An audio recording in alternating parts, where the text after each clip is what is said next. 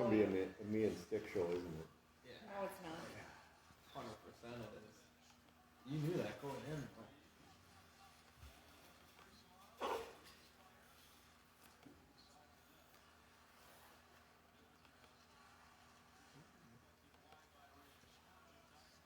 Nah, it's all good. Oh! 2 guys right around the goal and no rebound. So there we go, we're live. It only took 2-3 hours. We got a whole crew assembled. If there is anybody watching, we appreciate it. You only had to wait for a super long time to get this to happen, but appreciate the Whitings and everyone coming to the abode. If you can't tell, the guys won a couple trophies before. If you can see behind the wall, there may even be a big check behind them. Yeah, that's a lot of plaques you got back there. 20 years of fishing. Yeah, for sure. That's not all. That's not all. You got boxes and boxes that Kristen Kristen doesn't let you. the big time ones. Only the good ones. Yeah. Okay. So yeah, we are live. Thanks. Friday night. Thanks for them having us out here. Hopefully it's entertaining. Hopefully, if you got any questions, Instagram. My phone will probably fall off the little hook. But if you hit me up on YouTube, which it only took us 2.5 hours to get together. Yeah, and we're plenty drunk now. Yeah. We're there. So we got to say shout out to our boys down in Georgia, Clarks Hill, that are practicing that weren't able to make it tonight. But Minky, Shuda. Kyle Minky, Kyle Shuda. Yep, there we go. He's looking at me, saying, trying to help me out. Yep. Come on, throw Moyna in there too. All right. Oh, Jimmy. Yeah.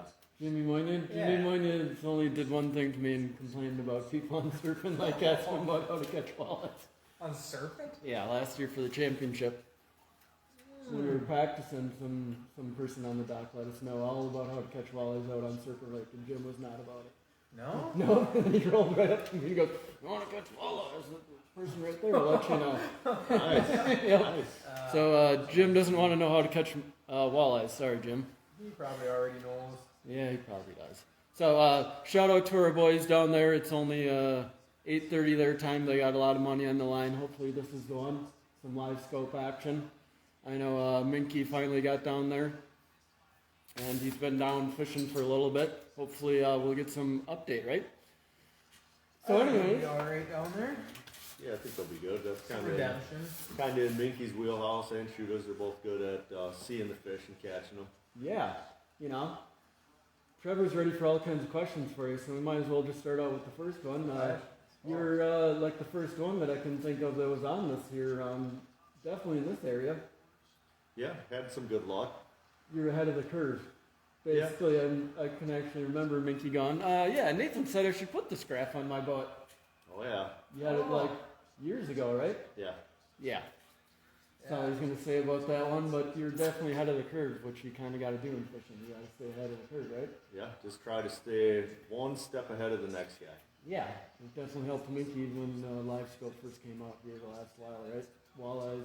Well, he's using the active target. So Sorry. Yeah. Active let's target. correct the brand here. We'll have to get that Forward straightened out. facing. Oh boy. Can you see that? Yep, for sure. Yeah. That'd be cool to see how they do down there. Yeah. I know it's definitely helped him out in his last couple tournaments that he did. Especially that one down, that Bass Pro one. Yeah, that might have helped out. I mean, Him and Hoyer. Oh. him and Hoyer. Well, even the elites down in Florida, the spawning tournaments being won with Live Scope now, everybody's coming on and you're going to just have to that's have fun. insane. Yeah. It makes you wonder around here. Like nobody's really cracked it open around here like that. Like, Not large amount. no, is there random largemouths just swimming around? I've chased a lot of fish around the lake. I mean, you see something that, looks largemouthish, and I've chased after him a little bit. You're not Josh Jones. I'm not Josh. But I think it's a big player. I think around here, for me, the biggest thing is being able to see fish in the area that you're at. If you go to a spot and you put the thing out and you can scan and, see if there's bait, see if there's potential bass or whatnot. Mm. So When I put up to you at Waconia, that was pretty nuts. looking at the active target. He had the graph running or whatever. He pulled up, and I hopped in his boat, and that was pretty dialed in. Yeah, you had it dialed in. It was so hard for me, like I wasn't used to it. So by the time I looked up, I was 100 yards off the spot. Yeah. But there was just one big limp, like blob thing, Yeah. and I was just trying to follow that thing around. And it like cleared his day out 60, 70, 80 foot. Yeah. That was pretty sweet to see. I know the active target's pretty clear. You can see the fins and see which way the fish is going. And I mean, a lot of times you can tell if it's a bass, walleye, pike. I mean, bass is a little more short, compact. You still see all the fins. Walleyes are just a little bit longer. Pike are definitely quite a bit longer. You can see the difference. So, If you got the settings right. yep, you got settings right.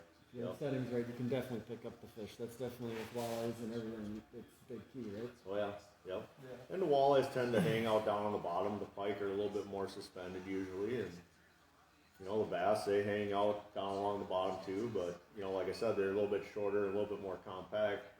So, I think there's a lot to do, a lot to learn with it. Like hearing Leitner talk, hearing Thompson talk on Aaron Teal's podcast and stuff. Yeah. I think there's a lot to crack into.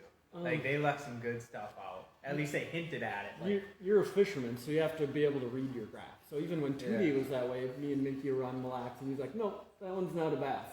Just by how it arced on there, yep. you can do the same thing. or on your Mega 360. Or on your Mega 360 or whatever you use, and you have to use it enough that you can tell the difference in stuff. And Yep. but you could do that with 2D on Mille Lacs. Now you can do that with live scope on their fish, how big they are. Yep.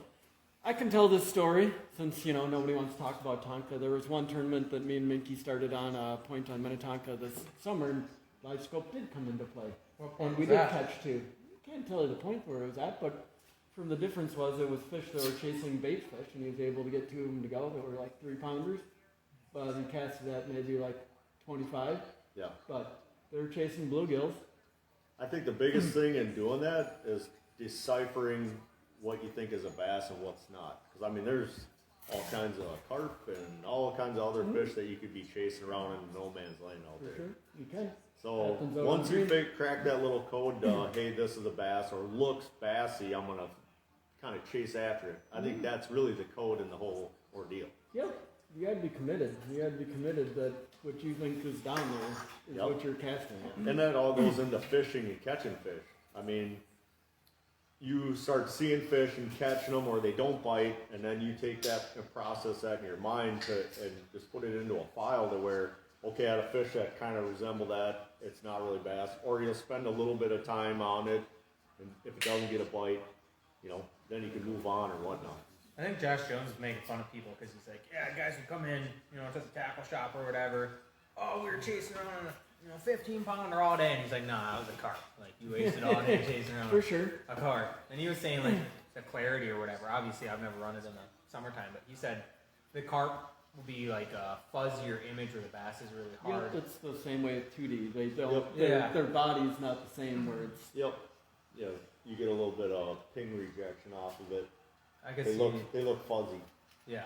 That would just. that's putting time and knowing what you're doing. Like if you catch that one a bunch of times. Like when we were ice fishing, you'd see those fish come in high. They look like they were fuzzy versus a real hard to Well, find on my fish. screen, they didn't look like.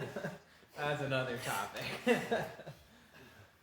I hear you for sure. So I mean, definitely in Minnesota, they're way behind the game. But I think if you're fishing for With anything, smallmouth, like with techniques and everything, like the big hair jig.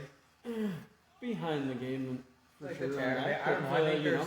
What about a big spoon? Like did that play at some point? there's a guy on green I know for one of greenhorns caught like a 4-pounder, but he casted it out for 3 hours. Yeah, I'm all on that. I don't know. I think there's a lot of techniques that we could improve on, but our fish are so dumb and easy to catch too. Some I of them haven't are. tried this spoon thing around here, and it just wasn't. I don't know if it has to do with the bait. It's not. It's more of a dying shad sort Yeah, of what thing. about crappie? Same thing. Put some dots on the spoon.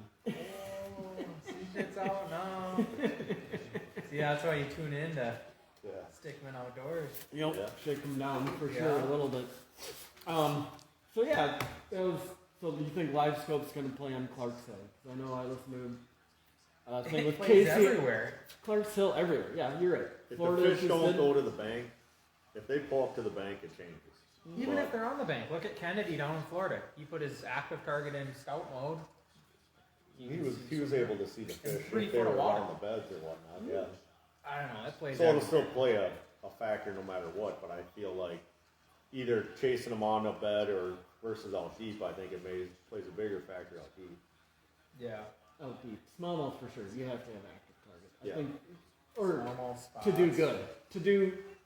To be at the level you need to be at, you have to have it for small. The 'Cause they're thing with different smallmouth, yeah, is that they roam and they just move around so much you can actually see them. Mm-hmm. And they'll bite. So like bass are like stuck on a spot, largemouth are stuck on a spot, versus smallies they might not be on the rock that time. They might be over here in the gravel or the sand. Mm-hmm. And with active target, you can pan over and be like, okay, they're over here now. Mm-hmm.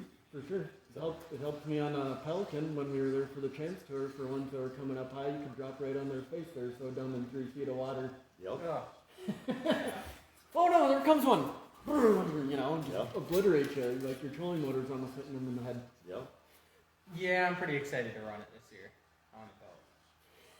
Now, I'm pretty excited. now you got to use it for ice fishing, and everybody knows how good it is for ice fishing. Oh, You it's so you insane. got to be able prepared to work. You got to work. Yeah. You gotta start going to the chiropractor though. Get that That's back fine. straightened out. I'm young. You can tell the guys I that can have it handle because they're all just hammered down the whole time Oh, while they're yeah. fishing. Well, it's like, how do you not stare at it when you're fishing? Same Yeah. with the 360 though. Like, I can't take my eyes off that. Like, I stare at that thing the whole time I'm fishing too. Yeah. I think it's the same thing. I don't know. You just get accustomed to it. It's all information, just processing info. Depends how you fish. If that 360 does good for you. If you're a guy that's, you know, moves or whatever, if you're a guy that puts a 360 on there and has got it going 80 down the bank, I you think it's may still be able good. to get a little bit, but I don't know how fast it takes for that information to get back around if you already are past whatever you're No. looking at. I think it's still awesome because you can put it at half screen. Like, I don't know. I've used it for 5 years and I can't fish without it. It went out on me once, and I was fishing with my dad, and we were just out on Chisago fishing rocks, weeds, whatever. And it went out, it broke or whatever, and I was like, all right, might as well just put it on the trailer. Like, I can't see what I'm casting at. I got the waypoints, but it's like you don't know what the waypoint is. You got what 10,000 waypoints in the state of Minnesota, so it's like just being able to stare at that thing. You got 10,000 waypoints? Yeah, 15, 10, Nice. 15. I gotta start upping my game. I gotta start laying down random You only dots or got something. juice holes. Yeah. Yeah, for sure. It's all just tools. If you can do it like that, you know. There was one deal that I was going to put on my this channel, I guess, YouTube, that I know that these guys been doing for a while. I don't know if you wanted out about running your SI to the front. Running the side scan in the front? Yeah, that's fine. We've talked about that. You know, if you don't use 360, I think that's a huge thing as you're going along, because side scan only works at a certain level, unless you're sitting put how good you are. Yeah, If you're why moving use slow, you that can see when it, you can but put a 360 up there and get a good image? And it takes a pinpoint lot your of time to get cast. that return back, you know. I don't know. No. The thing with side scan, it's kind of the same thing. You can turn the trolling motor and you can see stuff out in front of you. Yeah, back in 2010, that was cool. No. That's stupid now. I used to do that on Mille Lacs, drop on boulders before 360, and it was awesome. You could be 30 foot away, you just pan over quick, bump it over before spot lock too, and you'd see the boulder and cast it. But now you got 360.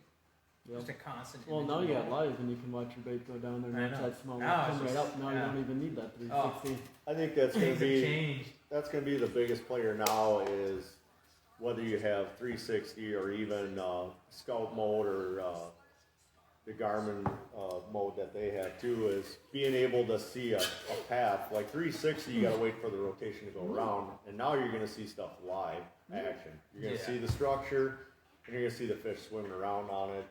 You're going to be able to see which way they're going. Maybe cast in front of the fish if they're spooky or something.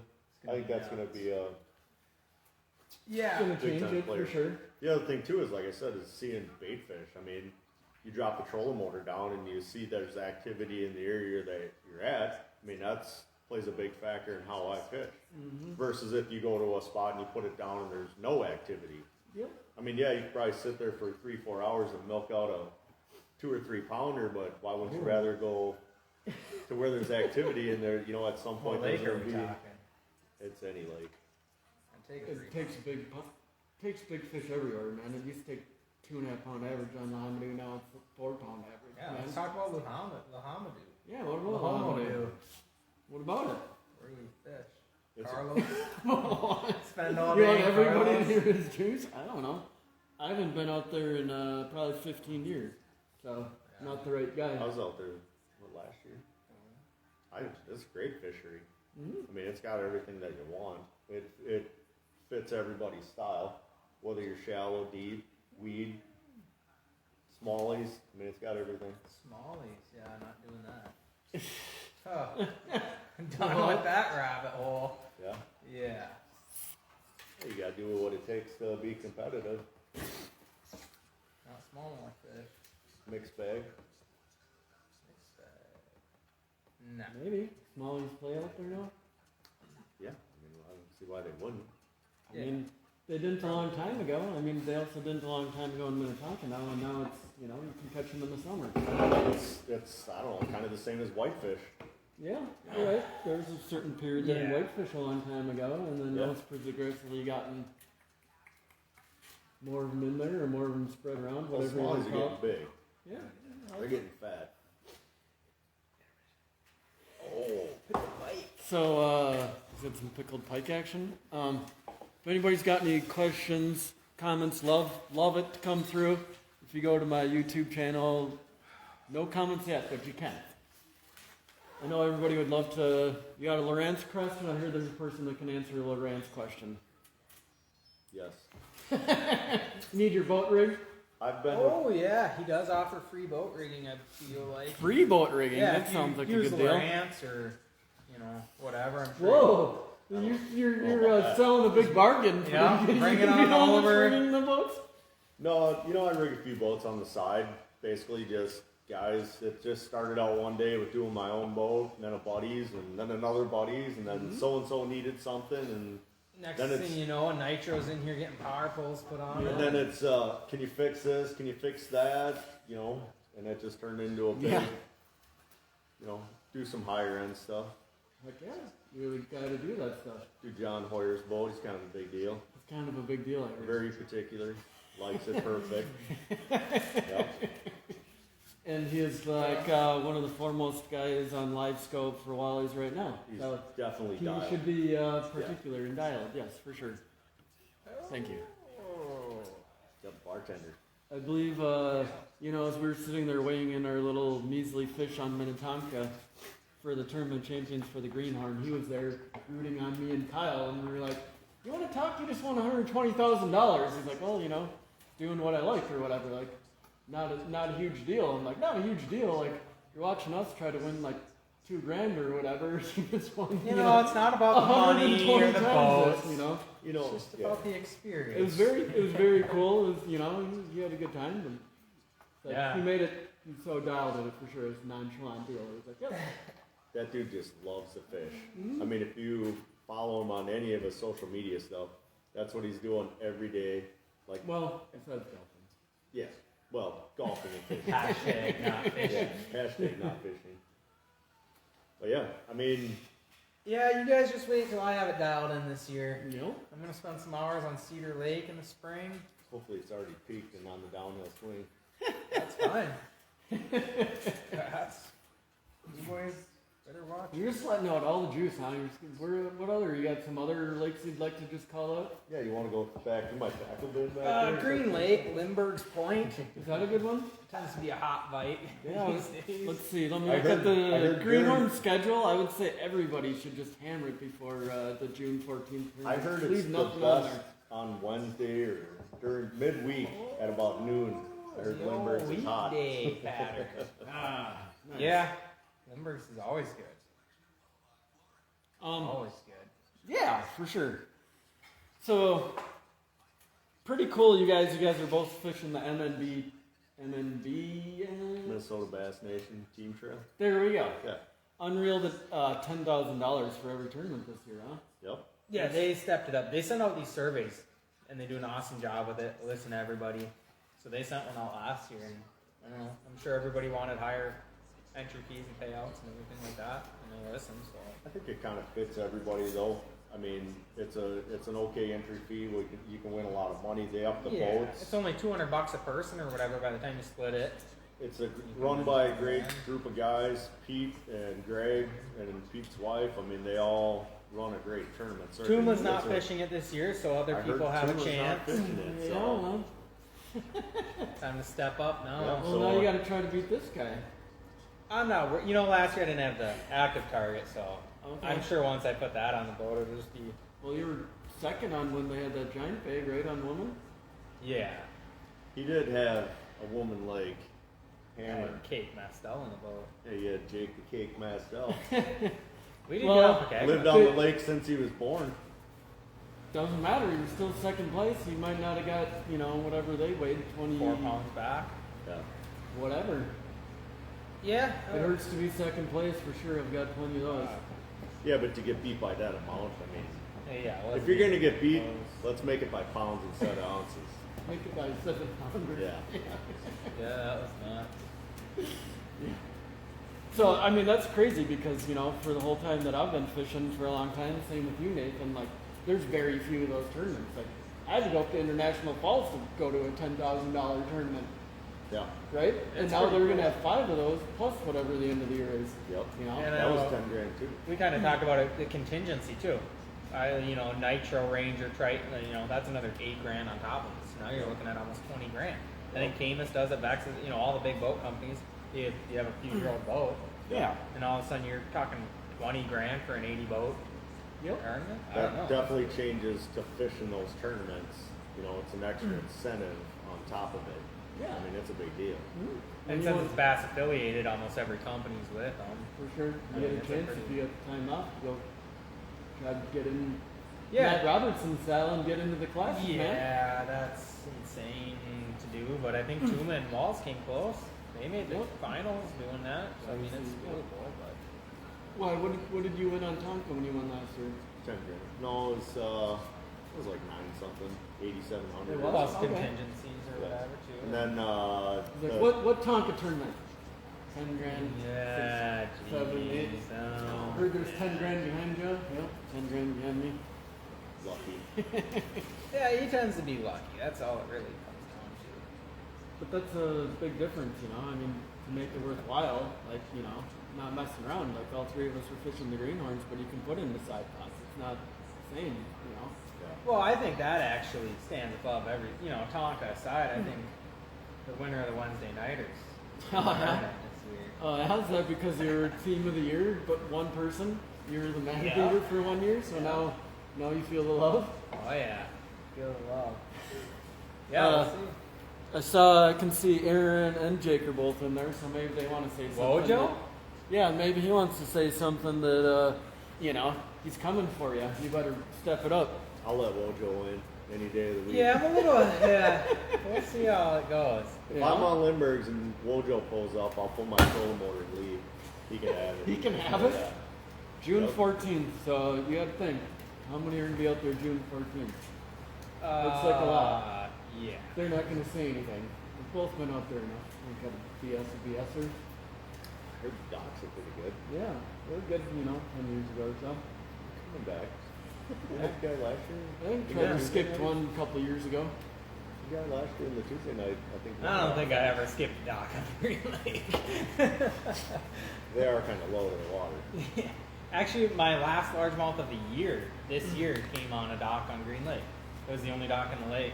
And I was catching these mag pikes in the back bay, just having a blast on a 110 and a 5-arm spinner bait. And there was one dock on the whole lake, and I could not catch a bass that day.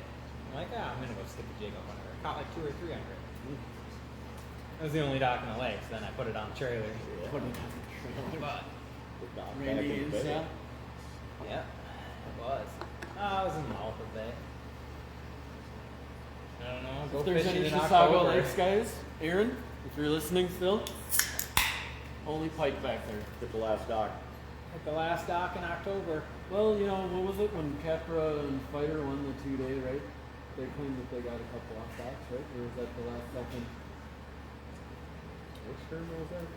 2-day, the Frankie's 2-day, didn't Fighter and the Capra claim that they caught like I don't one? think he wasn't fishing with Capra. Are you talking just fighter fishing? No, No, it was fighter. Fighter Won. They won. won. Castle. They had like a giant. Well, I can't really out any What year stories was or that? whatever, but Keppers stayed out deep is the word I heard, and then they finally went shallow on North South Center and had a giant bay. And the next day they like back in the day when 3-4 pounders. Now it's like a whole new game. Like they got like 12, 13 pounds the second day. Yeah. And squeak. Now you got squeak to win. Vanastis and Nistler out there. Yeah, it's every year goes up a Did year. he fish with Ted that year? So I remember No, the year. Dean. Oh, Dean. okay. Yep. No, I can tell that story. Yeah, We were on Green Lake, and those guys were fishing out deep. that was the second day when it was struggling, right? Nope, this was the first day.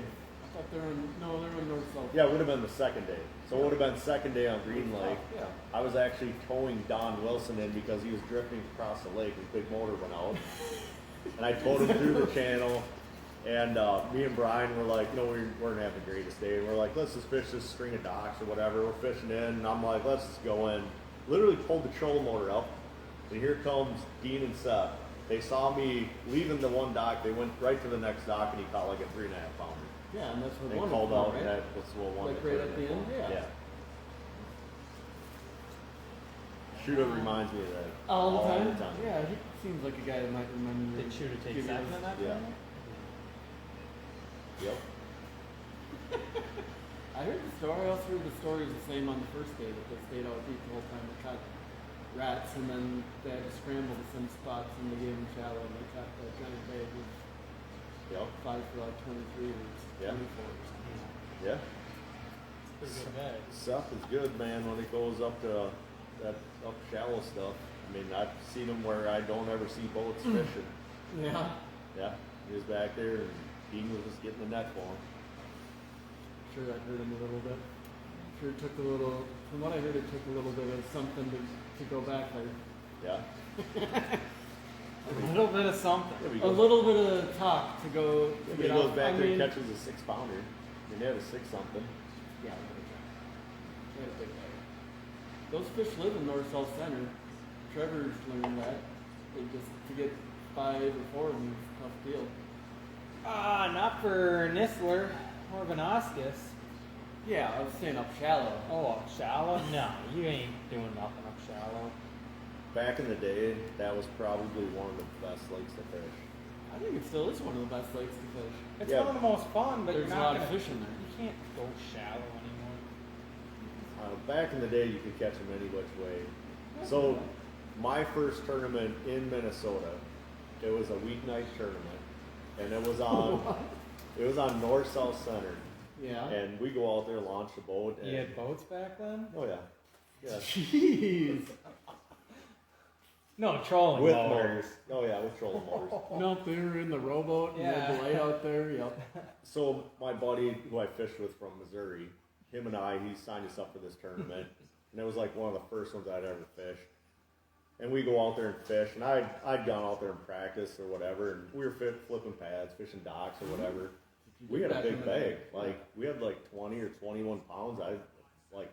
I'm thinking we're gonna win this thing. And I remember, 5 fish herd. yep, 5 fish, and I remember, it's getting time to come in, so I'm coming through the channel or whatever, and I pull around the corner, and I look over, and I see a boat fishing like 100 yards off the bank. I'm like, wow, that's kind of weird. I mean, this is like 97, 98, yeah, it was like 97. Probably right before. Maybe You learned even it pretty good 96. then because like 2 years later you won the 2-day one. So it was 96. You only. You won the stepped two-day it in up. the 90s? No, that was like, Yes, you did. I'm pretty sure 2001, 2002. So No. it's not that far after. no, because it What would was have the first year been, you won? because I got married in 2005, and then it would have been 2006 or 7. I think it was 2007. Okay. Sorry. So it used to be the Gander Mountain tournament, like 2004. Yep. Then it went to the Frankie's that was Pro when it Team. was 8 fish. Yep. Yep, that was the one it was 8 fish. So anyway, back to the story about the tournament. I come around the corner and I see a boat fishing way out, and I'm like, wow, that's kind of weird. You guys fishing. This is how I learned about rocks on these lakes. So I come to weigh in, and Kerry Schlip weighs in like 24 or 25 pounds. Yep. And we ended up not even cashing a check. Like we took 7th, I think, in a weeknight tournament, and literally the next day I was out there on the lake, driving over where I saw that guy out deep, and that's how I started fishing that stuff. That's when he started stealing spots. Stealing Wow. spots? Yeah, it's supposed to be about that. Wow. But actually, I went out there and fished, and I didn't know what I was fishing. And at the boat ramp, I ran into Conrad Budenfelter. I was talking to him about fishing deep and fishing rocks, and he was telling me, I'm like, well, how can you tell if it's rocks or, this or that? And he was trying to tell me on the graph or whatever. But he said the best way is, he goes, you go to the hardware store and you buy a 2-pound hammer. He goes, you drill a hole through the handle. And he goes, put some clothesline cord on it. He goes, you just take your big motor, you drop the hammer down, you just go real slow. He goes, you'll tell if it's rock. No, that's some old school stuff. So right there, I did yeah. that. I went and bought a hammer, did exactly what it said, started dragging that thing, and I actually got it hooked in a rock. Couldn't get the sucker out. And, yeah. But that's actually how I found all the rocks on North-South Center Lake back in the day. Yep. For sure. That's good. We just dragged football jigs. Yeah, I just went around the side imaging. Yep, for sure. Yeah. Life was In a little- '97. No, I'm saying I feel like David Fritz, because how I learned how there was rocks, I'd drive around as fast as I could and could see the second echo on the your 2D or whatever, and then you'd have to drop the camera down and see what was going on. Or drag there. That's You how I still kind can do of that. understood sonar. I was never a flasher guy, Yeah. but I could read the double echo on a graph. Yeah, for sure. We're born, Trevor. Well, Yeah, this I old mean, talk. come Come on on now. now. What happened to the All lights? right, let Trevor in a little bit. What do you need? You sound like you need some juice. You're not interested, so Need No, another cherry no. bar? you don't need Ooh, some old cherry stories. bar. No, I'm good. No. All right, so how about we start? If anybody's still actually watching, this is Trevor. He steals a bunch of people's money. I'm pretty sure I don't do that. Had a rough go of it. How did you last start year. fishing then? If our talk is too old, when did you start fishing? When did you start with? You started with side imaging? Well, I was born in '97. Okay. About the time you guys started. No, I don't know. Grew up fishing. I started bass fishing when I got my driver's license. Yep. Then bought my first boat, bass boat, when I was 18.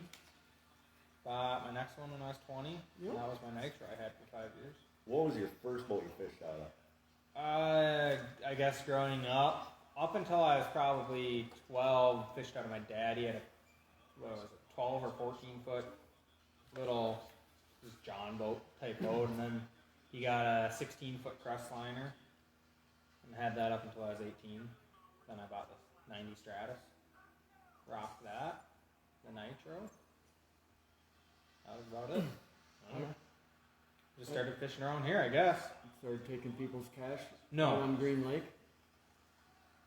Like, who's this kid who just pulls up on Lindberghs and just has torches sitting there? No, Heard that spot's good. it's decent. How There's much better money went off spots. that one place? There's not much money to be won, unfortunately. That's like the only lake I can catch them on. Mm-hmm. Got to get better out around And the woman. state, woman's stupid. I hated that lake. Not my style, but yeah, I don't know. I like fishing around here, but there's just nothing. It's just like weeknighters. You came this way because you want to try to compete against the best. Tried, you got to Yeah, compete against the best Venoscus to and get up Nistler. For the 2-day, there for sure. Yeah, no, that's the one I want to win, but it's only 25 boats now, but I still want to win that one. We've only fished it twice. We had the lead You were going right into behind us last year. Stepped up your game from, Yeah, last year kind of sucked because we felt, we were in the lead or whatever after day one, and you felt like you had to go for it day two, which you did because Venoscus and Nistler smashed You do. them, and there was no beating them. So it's like, then you're stuck. You don't go salvage for 14 pounds because 14 pounds ain't going to do you anything, but 14 pounds would have got a second place. So it's like, at the end of the day, who cares about second place? But You think you could have got 14 pounds last year? That's what I want to know. Because that would have been put you right there with everyone else if you would have had 14 pounds. yeah, but it wouldn't have done you any good to win. To win, they had 20 pounds. I don't know. I think for cutting throats around here. Well, who cares about a second place? There's two, Well, there's I've got a first, second there's place, it second, sucks, there's yeah. third. No. Hell, Ricky, there's fourth. Oh, no, you ain't first, you're last. I don't know. So you think you could have just fished around and caught 14 pounds, huh? I do. On the centers, yeah. Green Lake, no, but on the centers, yeah, I think you could. Up shallow. but I don't think you're ever gonna crack 20 pounds of shallow for 4. Yeah, it would be tough to do. Yeah, that's my thought process. We hit a couple stretches of pads, and You can catch a 5 or whatever in the pads, but I just think getting multiple. yeah, not when those guys are going all in. And, Yeah. I mean, they crack 20 pounds. How do you beat that for 4 fish? Yeah, that's For not 4, people. like not 5. Like that's you need You 5 know, pounders. you know how you beat them. We rough them up. No, with the you ramp. hope they didn't get in the entry. Oh, wow, that's a low. There's a Kind of deserve that one, I suppose. there's a deal to the rock bite, you know. I guess you guys would probably know more than me, but there's something there. There's a reason why I've never done a YouTube video when it comes to rock fishing, especially around our area. Maybe not on some lakes like Tonka. I'm sure it fits the same, but you gotta do it right. I don't know. Can't say too much more than that. You can sit there forever and I you think might catch water one. clarity has a big factor in that. Fishing rocks. You get the dirtier water, you just gotta slow down. You know, cleaner water, I feel like you can move your bait and fish a little faster. Taking farther, yeah. But I think you really gotta slow down and imagine your bait on the bottom or whatever you're using and just go slow. There's also big ones spawning that stuff, even for whitefish, those dirty water lakes, there's big ones that are in there. But I you love have to fishing get- dirty water. Dirty water's my Rush favorite. Lake is fun. Yeah. You get either when I see lakes that are Big pea stone. soup green, Oh. I get excited. Back in the day, yeah, for sure. I Yeah. knew I could throw a rock jig, you know, but there's a weird thing about that whole rock bite is you definitely have to use some different stuff, and stuff comes back around. That's definitely helped me throughout the years is people forget about stuff. I got a YouTube, actually shot a YouTube, whatever, doesn't matter. Worming Texas rig, that's where I grew up when you're talking about, you know, when I was 14, 15, 16, and I still use it to this day. I still catch fish. I And was people the don't Texas use it. rig. Texas rig was my deal. Yep, same thing, and it still works to this day because people don't use it. And we started using baits the last couple of years of things we haven't used before, just because fish haven't out. Yeah. Using drop shots and little neds and things like that, you can go cranking. I think that's it. Is most people are getting so finessey nowadays. You gotta do something a little different. I think, yeah, you get stuck in a rut and you just gotta start trying to think of different stuff, different tactics, different way to work your lure that's different than the other guy. It's something that I definitely have a problem with is that I think that there's always a bigger, better deal. BBD. Yep. If I go to the other side of the lake, I can go find a different school instead of trying to figure them out. That's the difference between when me and Minky fish and when he doesn't, because he's got a thing that he can figure the fish out, and I'm like, F this, I'm going dock fishing. Yeah. Yeah, bail out. Yeah. But docks and that stuff still play, you know. If anybody's watching this on YouTube, you can watch it. You can see our blackfish one when we lost to this guy. And the docks opened up. It was a ridiculous day. We caught like 30, 50 fish that day. Caught 2 big ones, though. We only caught 2 big ones. Yeah. I think the weather plays a big factor in that.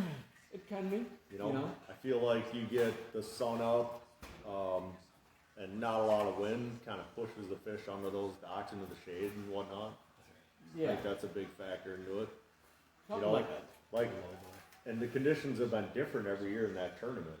You know, I feel like the one year we had that storm the night before, which I haven't had good luck with shallow fishing stuff when you have a thunder and lightning storm the night before.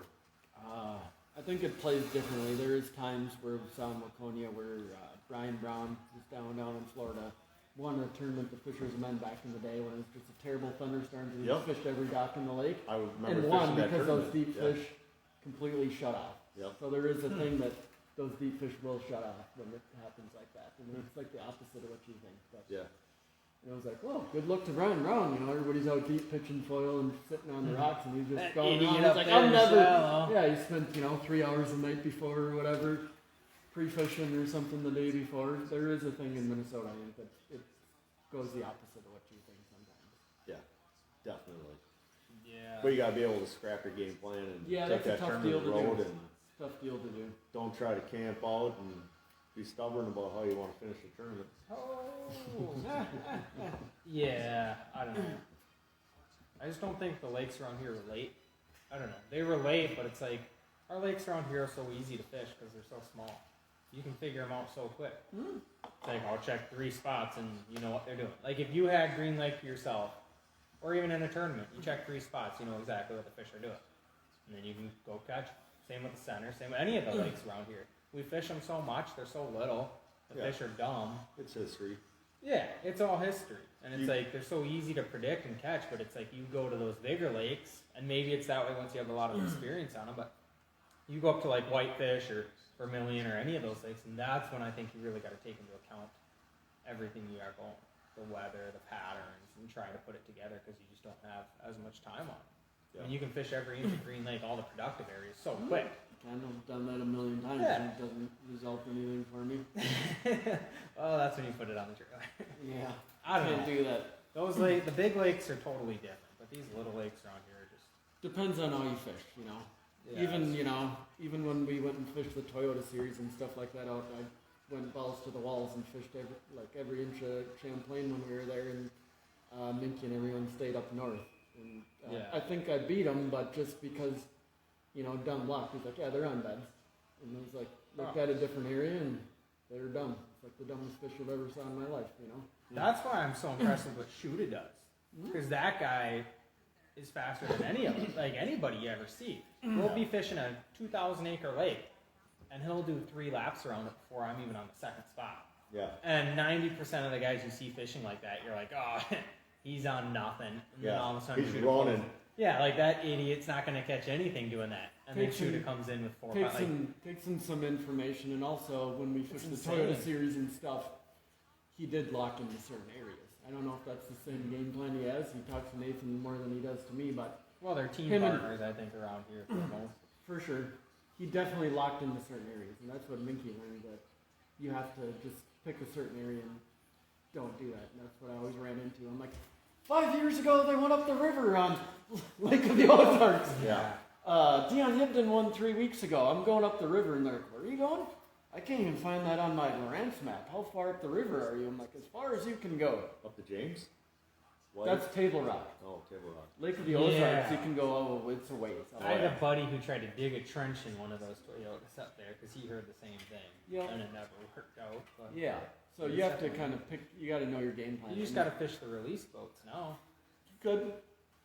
You know where the release boat is? Yeah. Where's that? That's how all those guys did good that tournament. Because that Big Bass Bash was the week before it.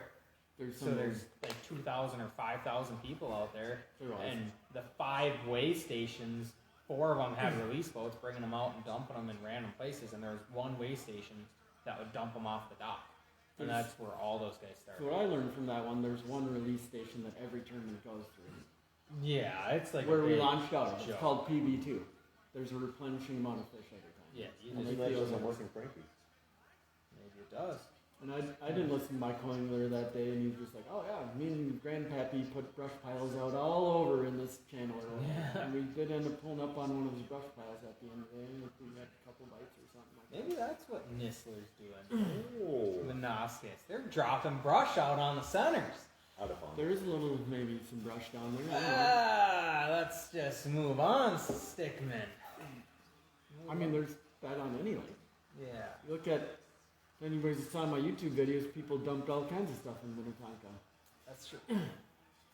There's some cool stuff out there. Yeah, there's a man-made freaking brush pile down on the west side of the lake that somebody put down. It's a complete man-made one. If you looked at my Minnetonka one out on the west side of the lake, it's people threw a bunch of wooden blocks and then they took like the old school, just like whatever thing and threw it up there, dude. Just pile it on. Mm-hmm. Yeah, why not? Yeah, I'm gonna have to start doing that around here. What's the craziest thing you saw? Craziest thing I saw is there's, if you watch the first one, there's a car right off the, what is it, Wayzata boat dock? Yeah. There's videos of people dive in that car, isn't there? Probably. I On mean, it's, you YouTube? can, Yeah. there's people partying right there. You could jump off the dock right there and hit your head on the thing if it wasn't down 15 feet. Yeah. Have you found the airplane on Forest Lake? No, but I've saw some things on Forest Lake. There's some things down there. Yeah. There's a fish house that Minky said that Yeah. he tried to keep up that he watched go into that water out there. Sunken fish house. Yeah. Yeah. Sunken boats. There's one that's like a, I don't know, looks like a Volkswagen car.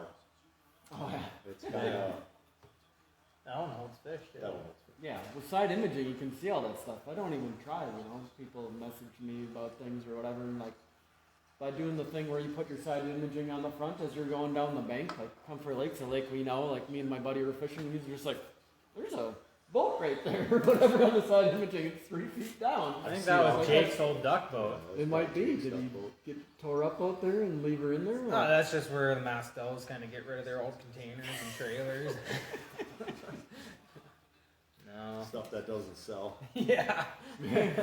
With like a big rig down there? Yeah, there's a couple big rigs on it. 100-foot hole. Heck yeah. That'd be nice. So you guys are both doing the team trail this year. I got the first one is the Mississippi River. Yeah. Have you been to 5A, 6, and 7 before? No. No. That should be exciting. Yeah, it should be. There's a lot of fish down there.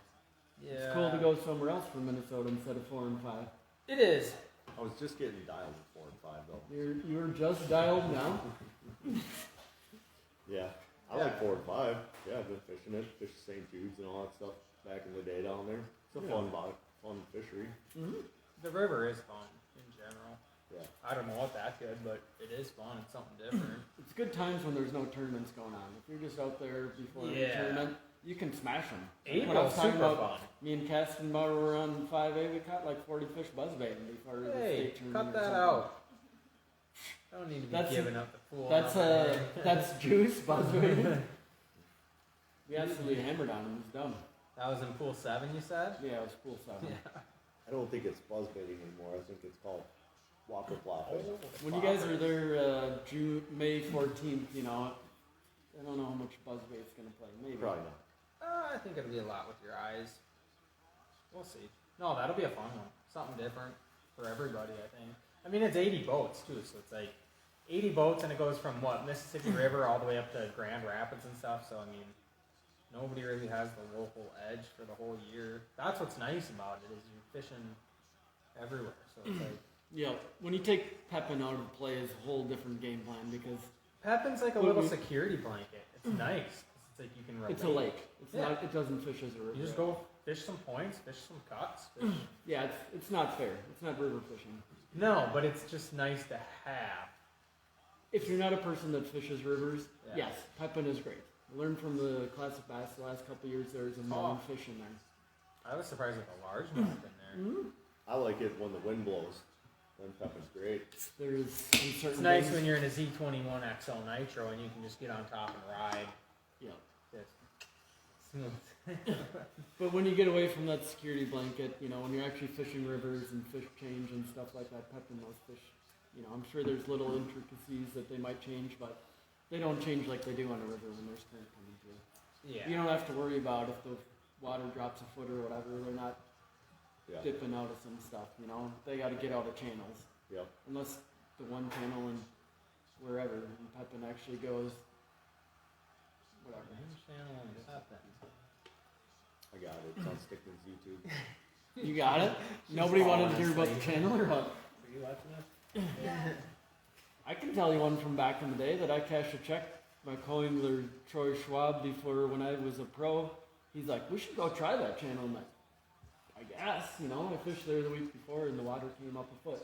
Fish just loaded up in there. It's when there was a no-call limit. We went back there and we caught our 8. We cashed a check in about an hour and a half, and they didn't say that you had to come back and weigh in. Oh. So we just fished the rest of the day and caught like nothing. We threw some 3-pounders back that we never even weighed in. Wow. I know Natalie and we got stuck in a channel on Pepin. It was like April. Or end of April, early May. And I wanted to get back in there. Oh, we were in there for like an hour. I was in Pushing? my shorts, trying to push rock the boat out Oh, because the push sandbar. pole. Yeah, the push pole wasn't cutting it. And it was first thing in the morning too. So it's like, you know, sun's just coming up, it was freezing cold, and I push pulled as far as I could in there. And then I tried pushing the boat in there. It wasn't for a tournament. You or didn't bring a anything. shovel with you? They always say it's easier to dig a trench and then you get your boat started in there. I just No, you just dig enough for your keel. no. Well, so you're fighting the current. So what are you gonna do? Push your boat back up current? I just figured I'd get out and see how far I could push it. I got in there. Wasn't any good. I got one story. Faster next time. Yeah, go shot. Yeah. I got one story, and then we'll get back on the team trail. Back in the day when we were in college, everybody knows James Host from In-Depth Angling. He was a guide there. And if you've ever been on the river there, there's like a couple cuts you can take before you hit Lake Pepin. You take the last one before there, it's all shallow. This was in March when it was like 25 degrees. Are We you get all the way talking back. Wabasha or Red Wing? Red Wing. Before Oh, you hit yeah, Pepin, yeah. the last one is Yep. completely shallow. Yeah. We ran out of gas because I'm the stupid college kid at 22. We're running through the backwaters to get up to whatever, Coville Park. We get there, people are just sitting at the ramp. James Holst and some guys and all of a sudden they're like, oh, we need some people, we're stuck. We got people that are stuck down there. We're like, well, we got to get gas first. If you want to wait for us to get gas, I'm like, yes. So I took me and a couple of college buddies. They Really? drove us all the way down there, and you could see the boat. There was before the St. Jude's, somebody was flying like 70 miles an hour and skidded No. all the way up there. They were sitting there, and you could see seagulls sitting next to the boat, like on Oh. either side of it, because it was so shallow. And we got up there, we waited all the way up there, and Holst is like, yeah, you guys go up there. Somebody's got to make sure the boat's good. He's a smart guy, so he yeah. sat there in his little tiller, waiting for. And we Yeah. got up there in like 30-something degree water, just like pushing our way. We had to push this. It was like 4 or 5 of us to push You this. actually got it? We pushed it off there. There was like 4 or 5 of us as hard as we could while Holst was sitting there with the little tiller, waiting for us to push it out there. And it was probably like 38 degree water or whatever. It stung when he got in there. He's like, we tried all day. His brother got out in the channel and waved people down. Wow. Well, his brother sat in the rod locker. What? Yeah, his brother sat. It was cold as heck, dude. Jeez, It wasn't good. Miserable. Yeah, so you gotta watch yourself on the river. They thought they could make it through that cut, but they gotta go to the cut before it. You see Hanselman put his boat up on the bank? Yeah, that was something, huh? Pulled a Mike and Ellie? Well, it was nice of everyone to push them out. I don't know if I would have. Yeah, that was actually pretty cool. It's impressive that, they had, 4 or 5 guys, and they were able to move a bass boat back into the water. That's insane. Yeah, like God, I wouldn't think you could do it, but Well, they're, somebody they're not was- lifting up; they're sliding it. yeah. They said no. the Fultz dude was hooked up to him too, so he was Yeah, he pulling was too. towing too at the same time.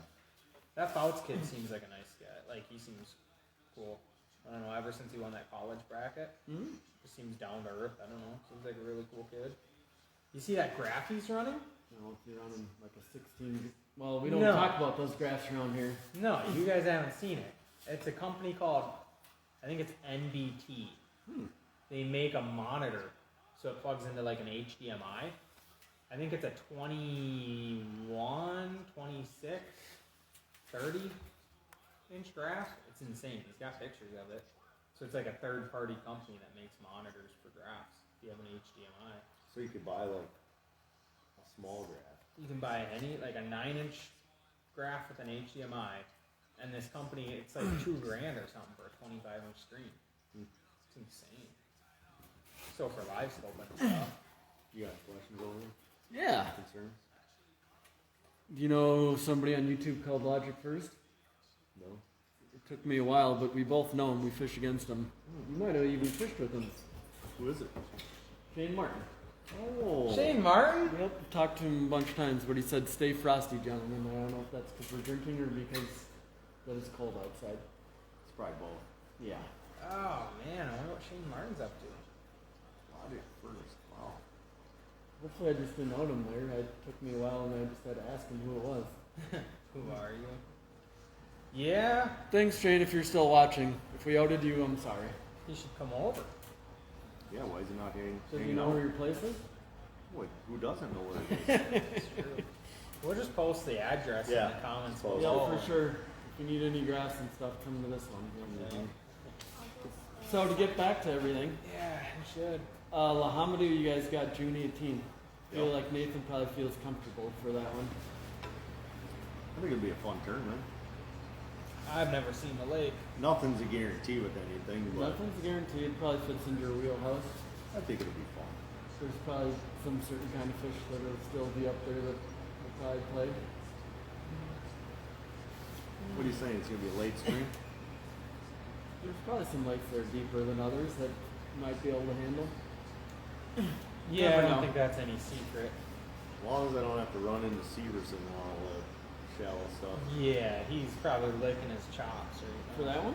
Oh yeah. Yeah. Did you spend some time on the Hamadoo or just fits into his He's wheelhouse? good up north. It's he's good sight insane. fisherman. And That tournament on whitefish. we were I kind mean, of fishing. he's been going to whitefish for years upon years. Yeah, but That's his the guy that eyesight. I couldn't believe what he was seeing. figured What he'd they have said beer was goggles by now constantly. tough. That Maybe he's guy, laid off the sauce. I don't know, but he can see He's a good fish. sight fisherman. Yeah. Yeah, hopefully it doesn't turn into that, but See, Does he rival your boy Shooter or what? as far as sight fishing, Yeah. he's probably got a beat with brown fish. The brown fish? Yeah, Shooter's got green fish. Dialed? He's all about the For sure. greens. Yeah. Swans are a little different animal. You gotta be able to know how they look. I think you got it down on the laps after seeing you there the last couple times. Oh yeah, you They- fished Mille Lacs before? I've been there. Have you? Is there another trophy up there you went on the wax before? No, those are in the house. Okay. Those aren't even good enough? You just No, take those are ones? actual trophies. They're not plaques. Which one are you talking about? The I don't Champions know. Tour? Sure. There, you won Champions Tour 1? You That won, was a small didn't somebody tournament. have, yeah. That's what I'm saying. Then Do you feel bad catching spawning smallmouth like that and just destroying the population? Not when there's that many in the lake. That's the tough question. No, I don't think it affects the. I noticed ever since that tournament, the fishing's gotten tough. There's just more pressure, man. What do you mean? They're open season now. You wanna- Are you a Mille Lacs guy? I mean, I can say that, when I first started going out there, there wouldn't be another effing bass boat, dude. I could be there in the fall. None. Like, me and Rick were out there like 12 years ago or whatever it was, and there's gusting winds and we were smashing smallmouth. And he's like, some guys were in a skeeter just ripping through these waves, and also we could just see them staring us down. It was the only boat, whole east side of the lake. Nobody else was at the access, and they came right up to us. We stopped fishing, and he's like, "You guys catching anything?" We came up from Prior Lake, and we're like, "No, just catching some walleyes." Jeez. Let them hang. I mean, one bass boat. That was it. Yeah, What year was that? Do you think roughly? And at least it was way before the leaves were here. It had to be like 3, 4, 5 years before that. So my first time with fishing with Brian Wood Yeah. was on Mille Lacs, and it was like 2003 or 4, Yeah. I would say.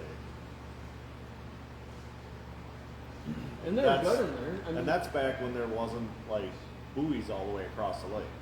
you had to be careful. You had to be careful, and there was flats out there that didn't have buoys that were just loaded. Yeah, Like, Well, people I'm didn't sure know your about- Wake Master mapping and your sea maps and Not then. avionics just showed it, right? No. Wasn't any of that stuff back then. But You trying to hold the paper map and go across the lake. you're Then you found out you had it upside down. you're right. I mean, Garrison. Tony Capper had that giant one. I just don't think that population of big ones were the same then. Like there's a lot of little It was ones. that Like, way all the way up until I started bass fishing. That's what got me into it. Actually, what we were talking about earlier was the tournaments on Mille Lacs. That had to be 2014, 2015. Yeah. And yeah, I'd be the only bass boat there. Maybe one other. You'd show up at 9, 10 o'clock in the morning, and the ramp's empty. Yep. And then after the elites went there, after a couple tournaments, you'd show up Sure. at 7 and the ramp's full. Yeah. And now I haven't gone up there in a couple years. Like I For just sure. don't have any desire. I mean, it's still fantastic. I mean, It even is, during but that it's just- time after the Leafs came there, I remember being there that spring, and we watched a guy catch as many smallmouth as he wanted out on 3 Mile, and he was just hammering them. And he's like, "How are you guys doing?" I'm like, "Well, we caught some, but Then not gonna everybody crowd you goes- out. You're on one little spot." He didn't have a blue boat, did he? No, Blue Triton? I talked to Bollies about that one. I said, if you ever see that boat come around, pay attention to where they're at. Yeah. And we saw him put a clinic on in front of us. Power poles, trolling motor, spot lock. We hammered him out of there, and Bollies was like, "I don't know what that guy's doing." I'm like, "He's got her dialed in way more than you. He's on a little something, and Sucker minnows. yeah, for sure." Yep. I'm just kidding. He was definitely not on Sacramento. He had something going on, but Those shiners. I can say the only reason why we ever went out there is because Juice was out there walleye fishing, and he was like, "These guys caught 1 million smallmouth." We sat next to him and we watched him as fast as we could. This is years ago. But we went out the next year. So Yeah, that lake was something. It is still something. It's just Too not. crowded. You build giant waves that come up, you know? I mean, it's just changed. I mean, Nathan would probably know more because the water was a lot darker then. You might as well take all the waypoints you got and move them up 10 feet. That lake's changed like throughout the years. I mean, you get a big wind, it'll dirty it up. For sure. But the water clarity is 100% different than when we first started going. Yeah, it was a little dingier. You could fish in 13 feet of water. I mean, it was like where the fish were. And now we got to move away and walk past that. That's what I think is funny about like leech now is, you know, it has zebra mussels in it, but it still has dirty and clear. Probably get so. I think that's good. I like the dirty part of it. The dirty part of it, Yeah. for sure. When they get to clear, like I can tell you this year when we were there in this fall and we were smashing them, they just keep moving out farther and farther every year. Yeah. And you find a rock pile that you never fished before and you go past that. Then you put your live scope down and Turn around and go back. Well, yeah, but I'm just saying where you start your progress is you just keep going up and up. Like, I mean, there's obviously some other stuff going on. there it is. Yeah. Look at that You're thing. really getting distracted. It's a wasp. No, it's not. Yeah. No, it ain't. It is February and there's a wasp. It's not a wasp. I'd say what it is while Is we're it on a box YouTube. elder? Stuff is shut down because there's an insect in the building, if you're watching. Yes. Trevor can let you know what's going on. It's not a wasp. Wasp don't have red wings. Yeah. Is Shane Martin still watching? Yeah, he actually got some comments. You guys ready for some comments? Let's talk about his crappie lake. Shane? Yeah. Oh yeah. It's I didn't know he fished for anything besides bass. Are you just calling out people that you want to call out or what? No, No. we've seen a big crappie. He's been Yeah. holding up. We're not going to talk about it, but if we had the picture, it'd be cool to show. The thing was like 19 inches or something. It was probably a 4-pound crappie, black crappie. What other comments we got? All right, so this is from Shane. He says, just hoping you're all hanging tough through the icy... Oh, never mind. He said he's not talking about it. The crappie? Appreciate it, Shane. Thanks for watching. Good. You got to put a kibosh on that stuff. I'll help you out on that one. Going back, sorry. Appreciate it. He says, what's happening on the Tuesday nights this year? Nothing. Actually, I think they're moving. Frankie's is not doing anything.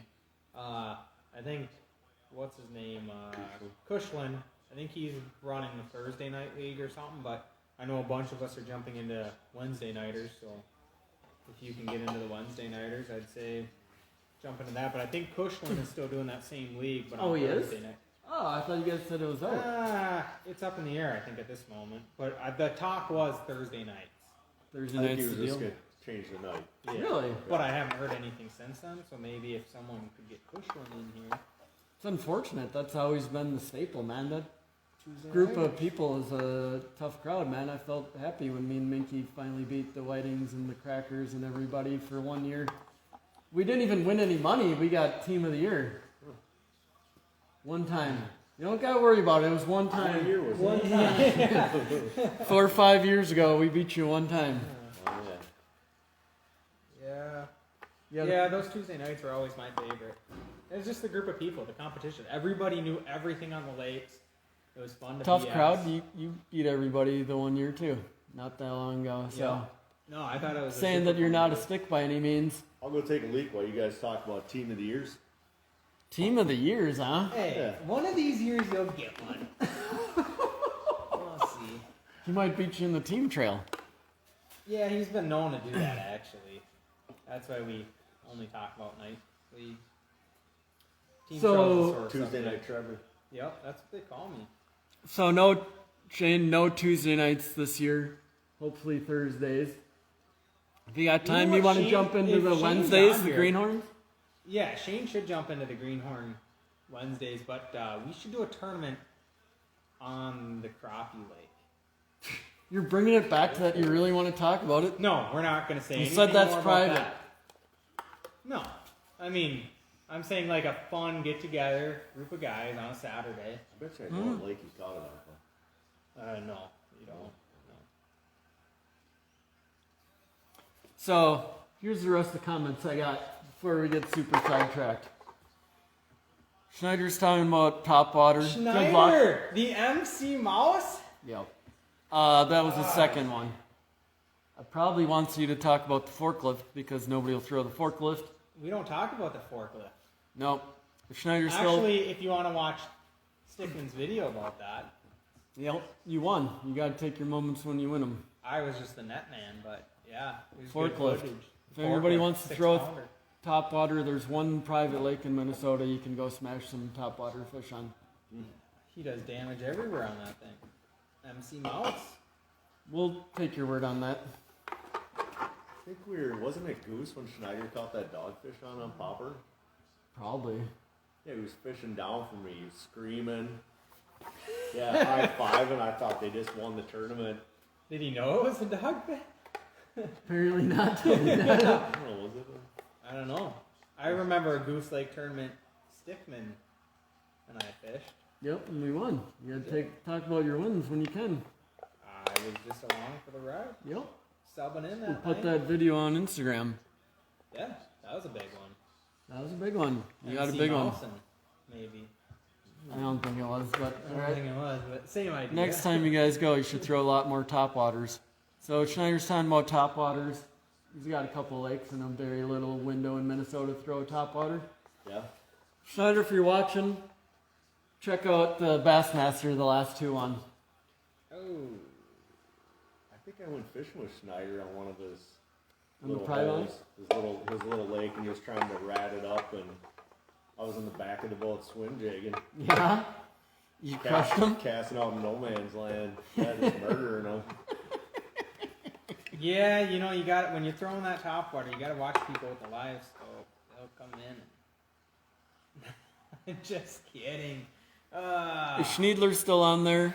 I think these two guys are in for the spring tournament if you're going to have one. If you Shuda can't come for the spawning one, these guys will be in.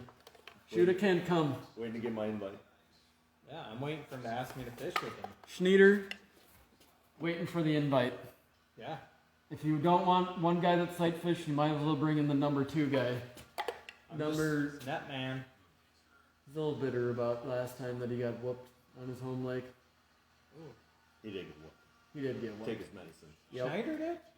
Yeah. On the private lake, yeah. Watch the Shuda YouTube had video. like 4 4-pounders. He absolutely whooped on him. You know, Oh, yeah, maybe a they're all shootout. big ones. It was stupid. Hockey game But is set he up. blew out all the fish. That was probably your best YouTube video, I think. Which Isn't that the one you put No, on? no, there was no YouTube video. What was the one you guys did? That was the summer tournament. The hair jig one, or the secret jig one. Look at the empty net just to get 2 seconds. Why are your eyes fidgety? What We'd other have to talk comments? to What him other comments? Yeah. What other comments, Stick? Nothing from Mastel or Wojo. There you go. I forgot to say Schneider's got the tip-up tournament tomorrow. He just said, I just left the honey hole. Gonna win big money tomorrow in the Big Daddy tournament. Nice. Yep. You want to catch some pike? Pike, we're in Minnesota. Pike tournament. Did he say it was the Big Daddy or Who's Your Daddy tournament? Could be either, but Big Daddy's the guy that lets Oh. everybody on the lake. Nice. And then the other one from Instagram is from Corey, who lives on North South Center, says, any thoughts on ice out crappie fishing on North South Center? The limited pressure this winter should... Positive, right? Who's been out? Anybody been on North South Center? Oh, yeah. There's a guy that doesn't want to say anything about it over there. Have they gotten bigger since they froze out? No, we were not crappie fishing on the centers. But I do think it'll be good. They are decent size. They are? They're getting back there? Yeah. I mean, you can catch 10 and a half. It's just hard to go there when you No, can yeah. go to other lakes, I guess. For sure. Well, it's the guy that lives on the lake, man. Yeah, They definitely stock North Center big time with panfish. you think so? When it died, they overly stocked it. There's a lot of little ones after. And now those fish are growing up. Yeah. There's big bluegills in there, too, to be caught in the springtime. Ice out? Yeah. I don't know. I'd That's, always that's just the time to fish them, though, is ice out. go up in the shallow bays and throw around a little float. So Corey, if you got that, you just keep asking questions about panfish, and I guess they'll give you some juice or whatever. But if you watch my YouTube video about fish spawning, just getting up into the shallows and crappies. There's definitely some little things that, if you're looking for big ones, stay out of the back bays and look for them up. They spawn on hard cover. Hard cover. Live scope them out deep. For spawning ones, and they're Wow, pre-spawn. Come on now. pre-spawn has little windows where the waves come up, but they're not the same every day. You could be on a channel one day and the whole mass up group comes in, and then the next day they'll be gone. What about boatless? Boatless? Yeah. Are they on Spawning boatless? crappies? I've heard they like boatless. I don't know about on the centers, but I'm sure that's a big thing.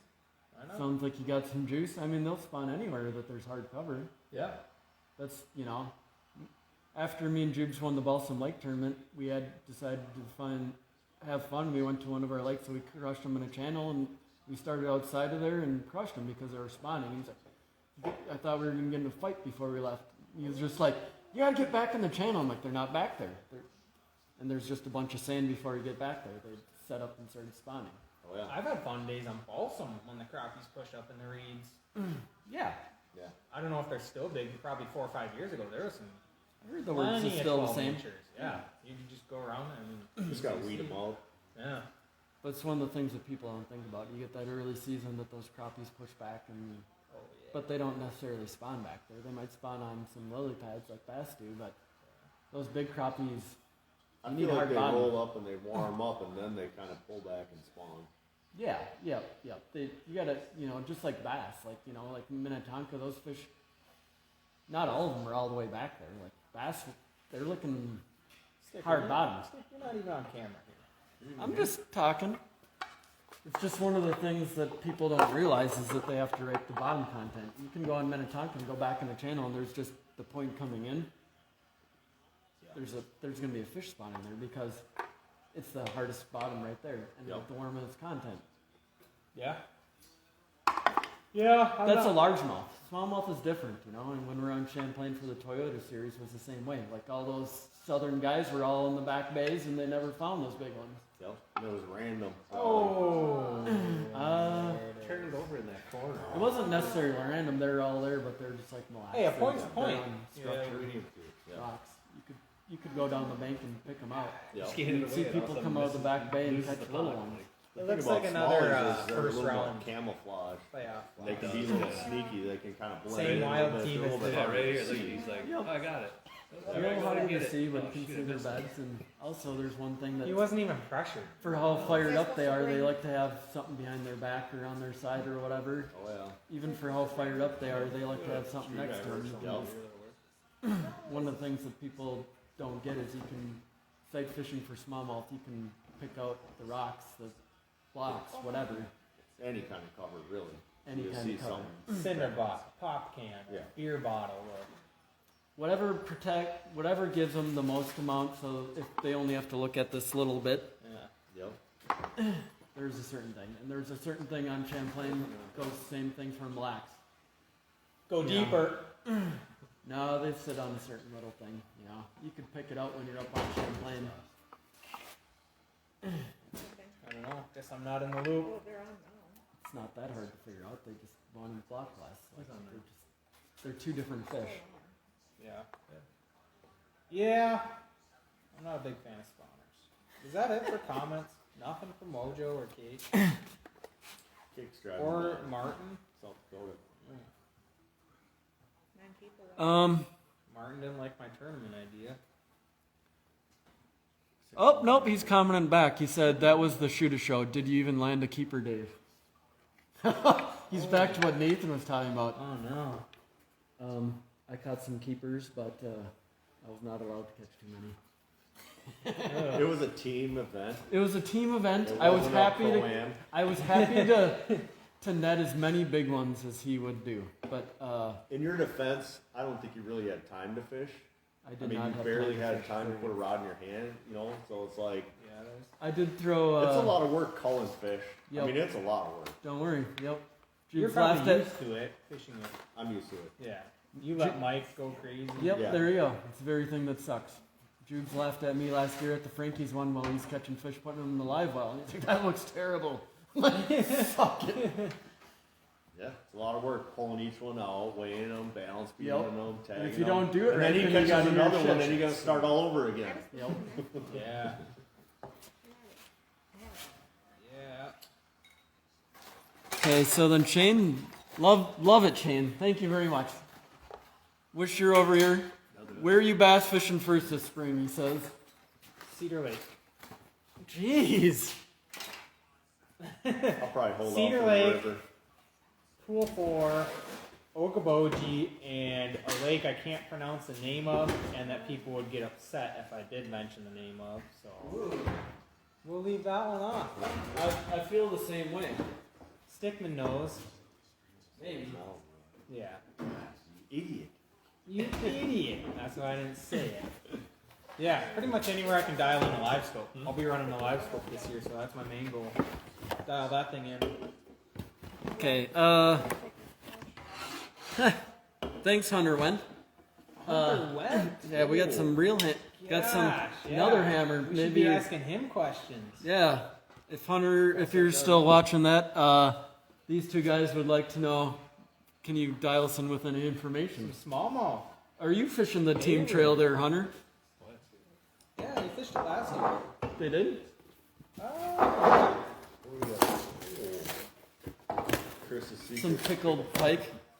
Yeah. What up?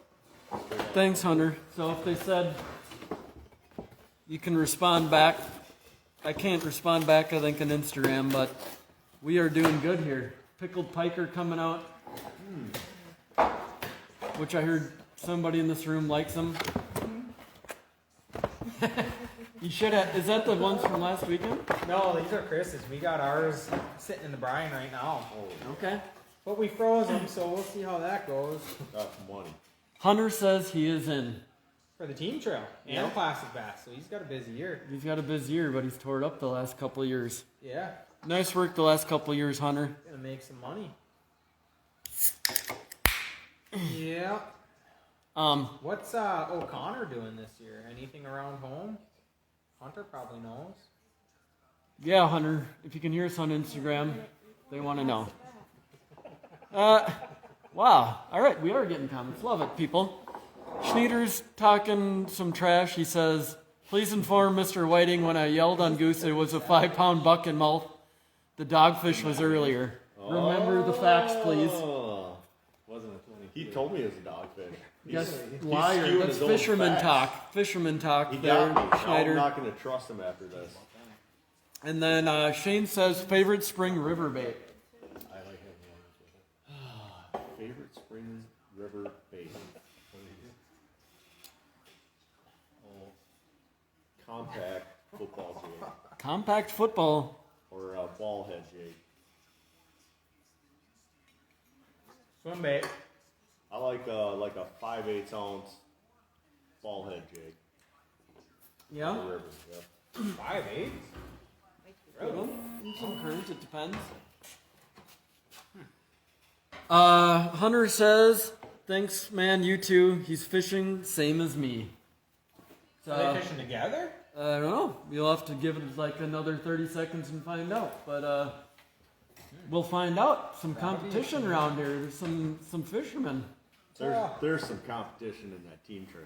It's actually pretty cool. Like everybody for the longest time always complained how there wasn't big series or big tournaments. There Now you isn't. got classic bass. Then you got the team trail. Like if you want to go for 5, go team tournament. You're fishing for 10, 20 grand depending on I your feel boat. like team trail is the biggest paying circuit for 5 fish. Oh yeah, Team it's event. not even close. It's not close in Minnesota. Like I said before, there was only a certain amount of $10,000 checks.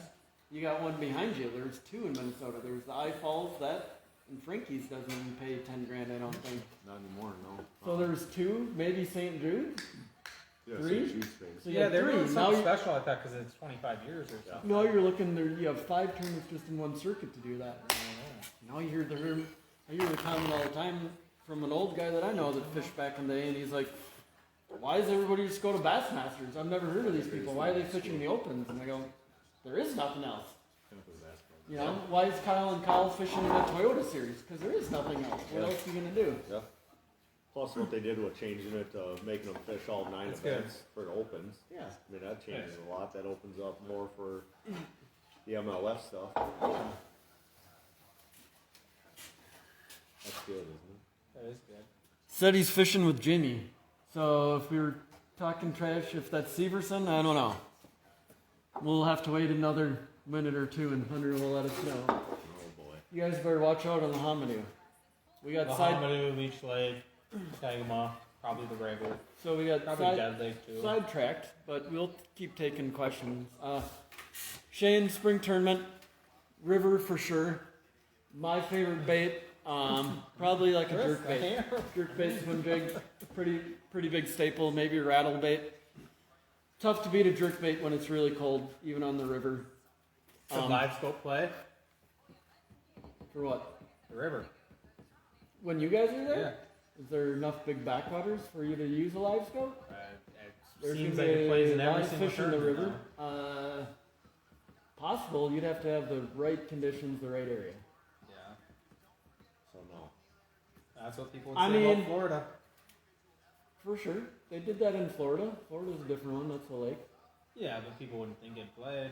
Seems like everywhere people doubt it'll play. Somebody figures it out. Depends if you think you can get 5 big ones in an area that you can use a live scope. You're That's not talking all for eyes. the river, right? There's a rivet and cowboy. Whoever the cowboy guy is. Hunter said, "Yep, he's fishing with Severson." So, Pretty tough. tough crowd. There you go. You got some game. This guy's been in the top 10 the last couple of years for Team of the Year, right? Yeah. Maybe top 5 or 6. Yeah. I think Steverson won it. Did they win it Yeah, last he won year? the points. Yeah. Nice. Severson Civic. Oh, go for it. Live scope on the river. I don't know. That'd be a very good question. Live scope everywhere. That's my motto this year. You're Now going that I have all in? one. Yeah. Why not? I mean, there is some areas backwaters in the river, but they just don't set up like that. I don't think. But I could be wrong. Yeah. I think it's just something to try. I don't think this would be that big of a player there. I feel like if you get all on Pepin and stuff, it would be a player, but I feel like you get down into 5A, 6, and 7, I think it's more shoots, backwaters, cuts, and There's a lot of. That's what I'm lot thinking, more but shoots it's and like backwaters once you hit 5A. with 80 6 doesn't boats. have as many backwaters. 7 does, Yeah, obviously, 7 with on Alaska. one oddball guy could get on something and have it to himself. It's possible. Very possible. I But think- river, like the one thing you have about a river that I love and hate about a river is that they're in such specific areas. So if you have a live scope, you're only looking in a little area. If Yeah. there's fish there, that's the good and bad thing about a river, and why it's good before a tournament and why it's bad afterwards, because they get into certain areas, certain little things, and a giant group of fish. the other factors will play into it will be the spring that we have, the water temperature, and the water height. I mean, you gotta think it's gonna be spawning smallmouth. Yeah. And Most it's far likely. Enough, it's far enough south, you would think it would I be mean, we're something looking like at that. spawning smallmouth there, spawning smallmouth Wahamadu, spawning smallmouth at Lee. Probably not. Yeah, maybe some late here. I don't know. We're back.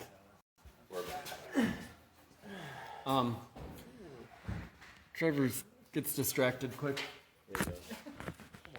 Quick, we've been going for. Yo? Just BSing. What do you mean? You got to keep it under control. How's the new boat? You keep shaking down this guy next to us about awesome. rigging it. No, yeah, pretty excited about it. Looks pretty sweet. Brought it over here right away. Put some power poles on it with the help of Nathan Whiting. Best boat rigger around.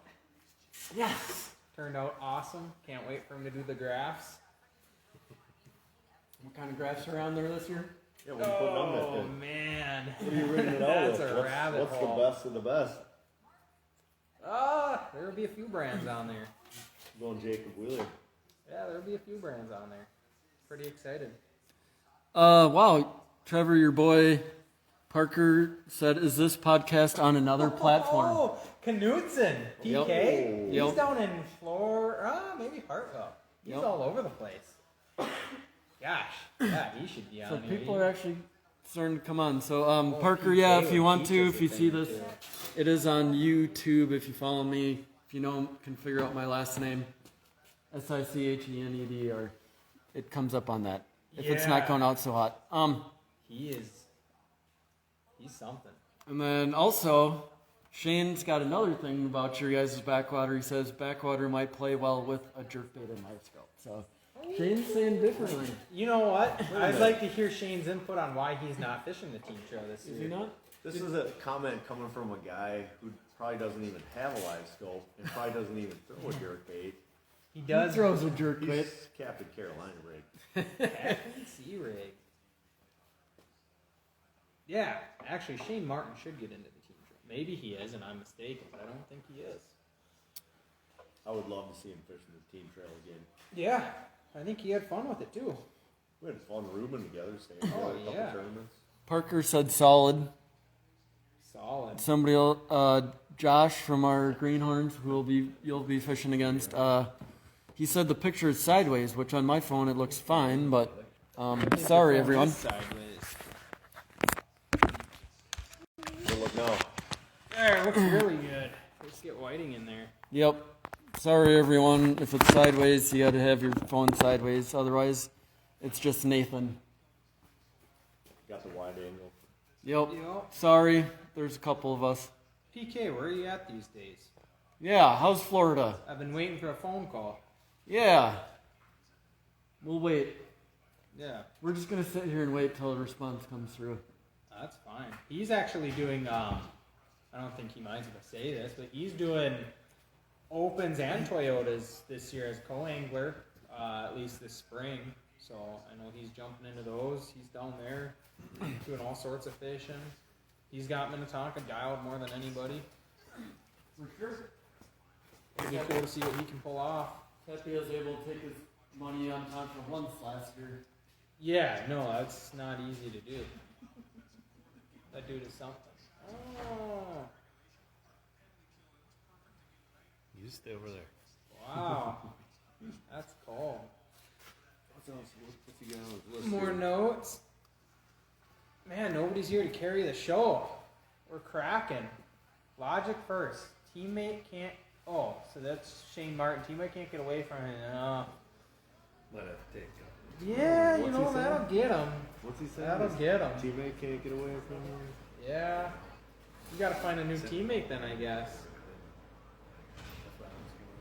You know what? What about Martin? Are you guys just having a side conversation? No, Martin got back to us. Yeah. On? He says his teammate can't get away from his wife and family. Yeah. Oh, why is it? Oh. Would Martin be open to a new teammate Wait a this minute, I year? thought he just plowed snow for a living. He should be open this He summer, does shouldn't he? electronics, Oh, guiding, yeah. He's probably booked up. hooked up. He's probably gonna start practicing for Frankie's here as soon as ice is out. I would. All right, so we got some people coming across. So Shane said, yep, that stuff, and he said, as of now, I'm wide open if anybody needs a backup. Would he ever do him as a boat? I got somebody looking for a partner, but he wants to be like the back boater, if that makes sense. If Shane's willing to run the boat, I got a guy who'd be down to fish.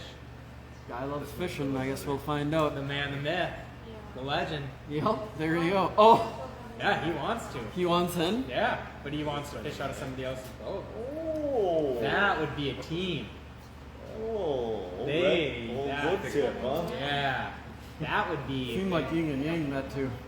It would be very interesting. I think that could actually be dangerous. They're both very dialed in on They're things. They're very- very specific. They wouldn't Yeah. say one word all day. I think they would. Really? Yeah. If you got Yeah. that, Shane, we got a guy that's... Yeah, I'm just throwing it out there. But it's filling up fast. I think He there's doesn't less have a and less boat, left. but he has a motorcycle. He's got a motorcycle. Yep. No, he's got a boat too. Ha! Yep, he just said who. I don't know. Get a hold of Trevor. He's great. Yeah, I don't know if Martin would go. He fishes around the area, Martin. We'll talk. I'll let you know, boo. Shane, it's coming to you 30 seconds from now, and a See you, minute or Chris. two from now. He left the pike, right? He did leave the pipe. That's good. That's almost He, a fair he trade. took the cherry bars, Yeah, though. that's a fair trade. The bike for the cherry bars. All right. That's a good trade. All right, so we He's still. not leaving it here. He gave it to me. Oh, yeah. Allie likes it. I like it. So I got a couple more coming in for you guys, hammers. We got one from Josh, which he's fishing against Josh the last couple years. Him and Brian said he's watching going to Colorado. Thanks, Brian. Josh, sorry, Josh. Thanks for watching. Good luck on the airplane. And the second one is your boy. Airplane? I bet you he's driving. No, he's in an airplane. Oh. Said technology is crazy. Wow. Second one is your boy Parker, and Parker says, "I gave you a ring the other day, bud. Congratulations on the new whip." No. You ghosted him? No You ghosted? way. You're All right. sticking this No guy way. down about talk information? I don't believe it. Well, I'm getting a new phone in 2 days, so You didn't get those Yep. waypoints I sent you? yeah, that's about it. Thanks, and Josh got back. He said flying. Get it straight. Okay. Yeah, PK, I'll call you. My phone's been acting up. But thank you. Yeah, the new boat's sick. And good luck next week. The Opens next week, right? Yeah. Gosh, he might comment back, but yeah, they should be firing up. Where are they at? Gosh, where is the first open? I don't even know where the first open is. They're hitting some odd. Is it Eufaula? They're going to Eufaula right now. I think it's To get there Eufaula. before everybody else gets there. or I what? could be wrong, but I thought the first open was Eufaula this year. Yeah. No, I know he's been. I don't know. He must be jumping around, maybe Hartwell or something. Because I thought I saw some big spotted bass, but he's got them spots pretty dialed down there. Mm-hmm. Well, sending you good luck. Yeah, I'll have to call We're you just again. waiting until you get into the front of the boat. I know. Oh, he'd do some damage. Yep. Gosh, he's Not such a that we're good counting fisherman. up. We are. He'll get there. I just got a message from one of my old tournament partners, Bob Allen. Bob Allen. Yeah. What did he have to say? He just said he's watching us. He's following along. Oh, Nope. yeah. Miss you, Bob. Is he the one that created the team? Bob was a very good tournament partner. He got out, he practiced, he fished hard. We fished great together. Good. So yeah. I heard you're bringing a old standby back this year too again. Oh, what'd you hear? You said that you're bringing Brian Block back. Yeah. I didn't. What's he been up I'm to? bringing Brian Blocks coming out of retirement, and we're gonna fish that weeknight series. The Hammers. Yeah. The Hammer series this year. He's got he bought a newer boat.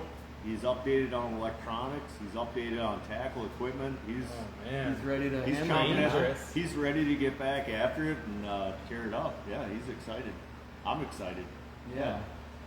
We used to fish Tuesday nights and I we fished remember, out in yeah. tournaments. And Probably were like. we in- fished at Frankie's. Yeah, 2 you at days. least were in the top three. Maybe won one of them together. We took second place. I think second place was our best finish. Yep. Yeah. He's a good fisherman. Yeah. Should be good. With Brian Block. No, Bob Allen. Bob and I won the boat in the 2-day. That was that was an amazing tournament. And we also fished I think we fished the Gander Mountain Tour. Like the Pro-Am ones? No, it would have been the Gander Mountain Oh, on the team. the team on Really? North South Center. Yeah, that Really? was probably one of the funnest tournaments fishing that stuff. I mean, we had stuff going on, and I think Yeah. I had big bass one day. It was like 613 or You had a something. 613 on North South Center. Yeah, I know, it was insane. Me and Bob had a blast. We were both just ripping fish. It was one of those high-fiving, netting great days, you know. Yeah. We got beat by Frogman. Boo. Yeah. I guess. Was it Dan Beckerman? I think. Oh, won that really? one. That's an old school name Yep. too again. Yep. All right, so I'm trying to keep up. One I think is trash, probably from somebody says they're Nick, and it's talking about some baits. What was it? What was it? Nick, it must be. You better come over and look at it and see what you can say. What do we got here? 6 cents baits. Any you throw any of the glide baits? Never heard of them. And then they said, if so, what ones are worth throwing up here? Does anybody throw glide baits? I would say 6 Cents. They got a new bait out. It's a little bit smaller than the regular size baits. I'd look at some of those. The Trace. Trace? Yep. I've thrown the, what is it? The one Polinick came out with and the one Carl Jochumsen came out with.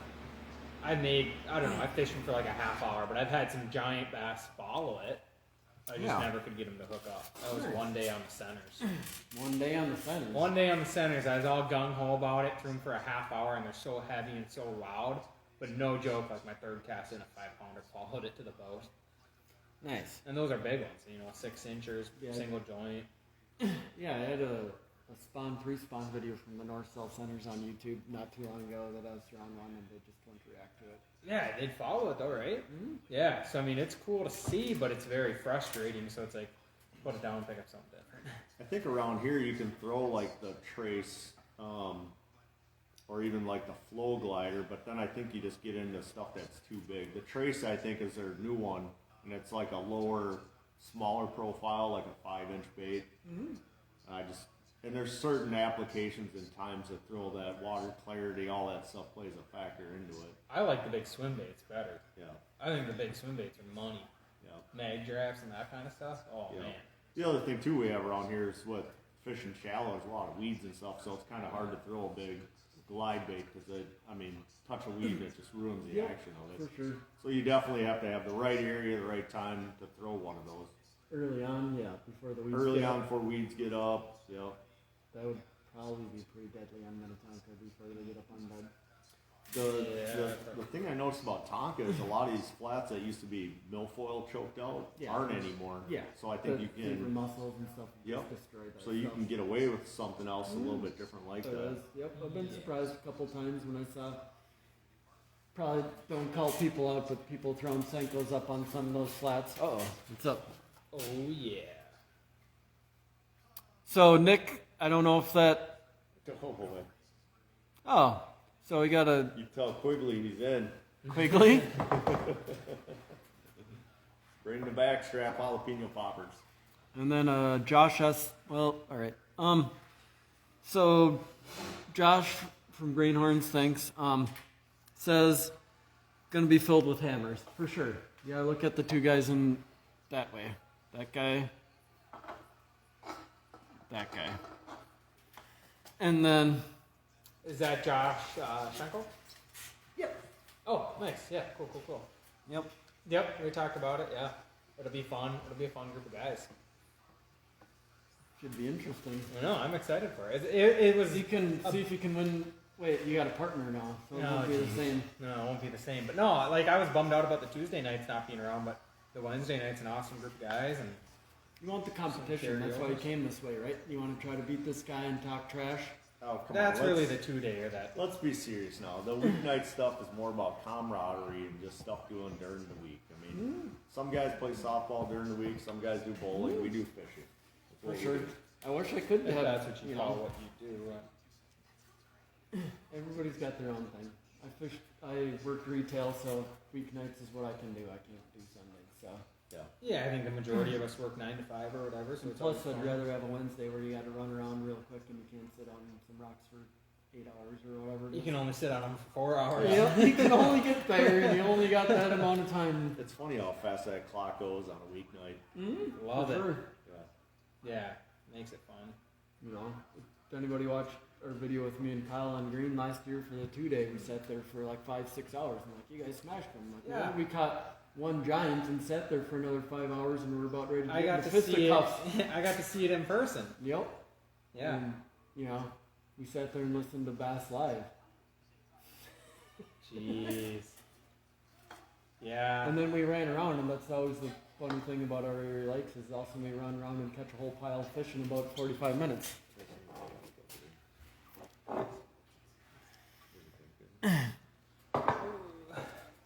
You want to try some Can't. points? I'm good on pike right now. You are? Sure.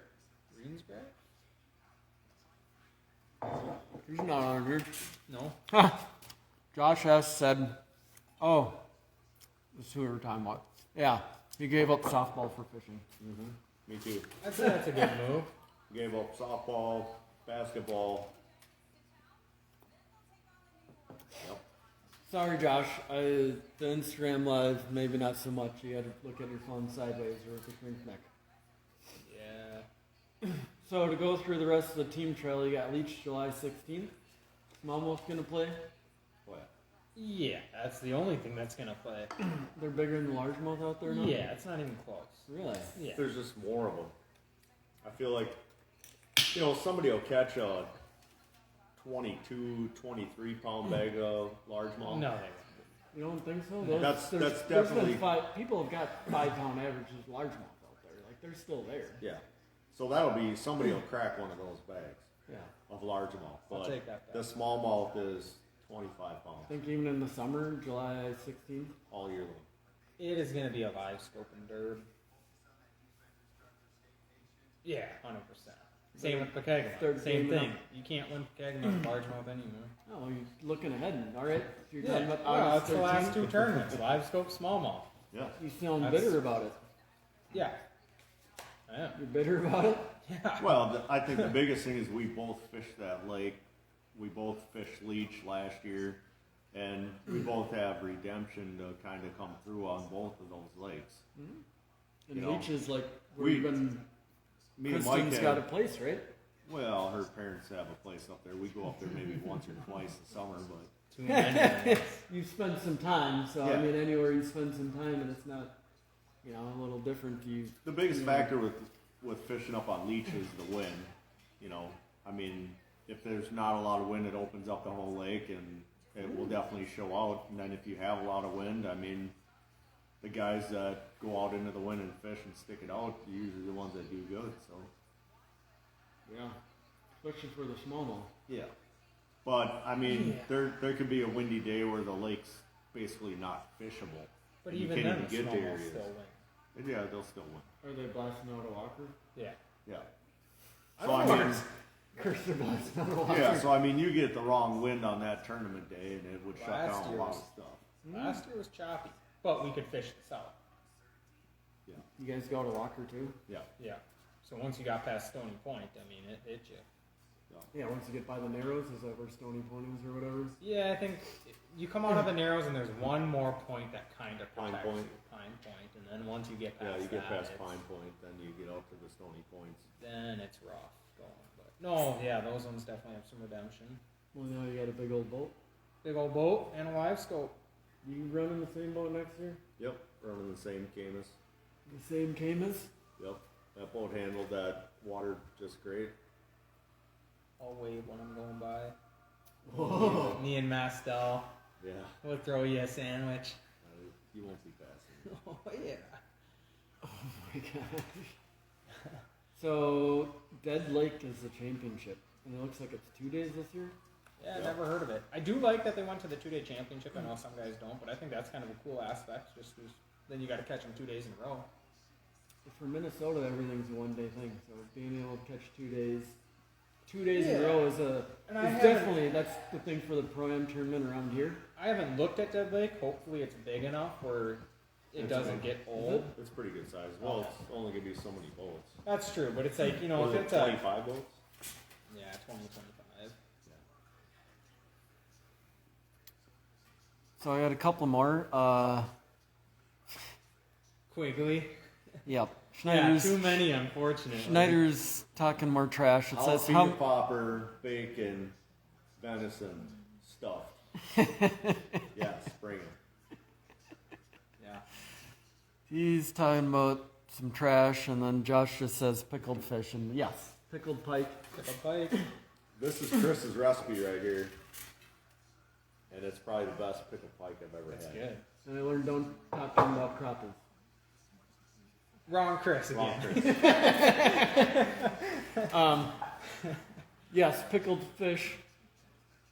You probably don't follow my YouTube, but there'll be a sweet Oh people my catching a gosh. bunch of pike last weekend, and there was Yes. plenty of pickled fish. Probably could have had 100 jars of pickled fish. Should have last had weekend. 100 jars. Yep. The one and only will be in that video. Yep. Oh, I love that, man. God. But that's cool that Dead Lake is 2 days because in Minnesota you just don't get too many 2-day tournaments, which is That's a somebody lake can nobody's stroke ever on. fished before. I don't know. I think that'll be. Well, it's an old school lake. If you look at the old school like tournaments from back in the day, they had stuff out on Dead Lake. Yeah. It's just out in no man's land. Yeah. I thought they did a good job doing the championship at Big Stone too. Yeah. That was a fun tournament. Were you on that one? 5th, 3rd, 2nd? Championship? Keep Yeah. going. Keep There's going. one more number there. You didn't win, did you? There. You won the, Oh, the stick. team trail last year? Yeah. Championship. The championship tournament. I'm sorry. That's just a horseshit maneuver by me. No, that's fine. I thought you were building it up. Yeah, I thought No, you were- I thought you were wasn't. I wish I hyping it. was. I wish I had that kind of thing. Ah, so you won. You won. He won the last regular season and the That one. championship. Yeah. Congratulations. If I never gave you any props, that's awesome. I would say Big Stone was, I'd never been there in my life. Man, what a fun lake that is. Yeah.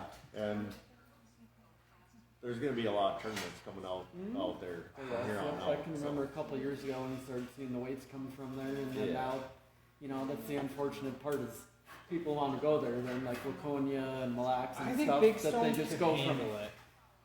No. Oh, yeah. You don't think so? It changes, dude. Like Laconia was the same way. Laconia was a Yeah, but Big Stone special regularization like before, and then they just kept doing tournaments there, and then had a decline, and then it came back up. I mean, Mille I'm Lacs, sure it will a little decline bit, and but it comes yeah, back Big up. Stone. And Mille Lacs is 120,000 acres. Yeah, but the yeah, fishable but the water. fishable water is minimal. Big Stone has a lot of fishable water. Okay. And You can it's- fish up and down Yeah. both banks and offshore. Yeah. The whole lake, the deepest is only what, 15 or something? Like, Yeah, like the whole lake is bass fishing. Big Stone's Is a Schneider fun back lake to on fish. here? What's Schneider's? No, It's super fun. Yeah. I mean, you can basically, you can almost catch them any way you want it out there. Mm-hmm. Yeah. Oh, I can. I'm sorry I didn't I give can you the love, report man. him. Huh? You beat me for plenty of years. I'm sorry I didn't give you the love. Must have No, been the that's fine. competitor in me that I didn't give you the love for Yeah. beating Tonka and then going out there. You Yeah, know, Giants. I've never said congratulations either. Thanks, buddy. It only took 7 months or whatever. Yeah. I wish you would have congratulated me out there. We could have had a good time, Yeah. but I just sat in a bar and drank by myself. Him and That's Mike why did. I would never congratulate. Hey, does anybody wanna come hang out with us? Yeah. Let's just move along. I Talk guess about classic I can bass. tell you when we were second at I Falls, my buddy that I fished with, Reed, had a great time. Yeah. That was after I lost to you with the 7-pounder. Yeah? We were second that time, and then we went out to I Falls and were second up in Rainy Lake, and it hurt. Oh. But he was like, ah! was He excited 'cause lived he it got up. Second, yeah. He lived it up. Second place hurts, but he lived it up. I think he drank enough beers for the whole town. When it all came up and he finally came back to bed that night, I'm like, I'm sure you loved it tonight. And he's like, yes. Yeah. Yeah, that'd be pretty cool to do one of those tournaments. Well, the waiting list is longer than the people that they'll let in there. So. See, yeah. that just blows my mind, but I guess it is what it is. Must be a good run tournament. Yes, Must be. that's what Frankie's had a long time ago, where they let people go right through a giant tent stage with like 1,000 people. And then Yeah. they have like you can go down the street and they have a parade and all that stuff that Fort Francis has. It has all that stuff, but Yeah. they're stuck to 60 boats. Hmm. Where Frankie's, they just disallowed them.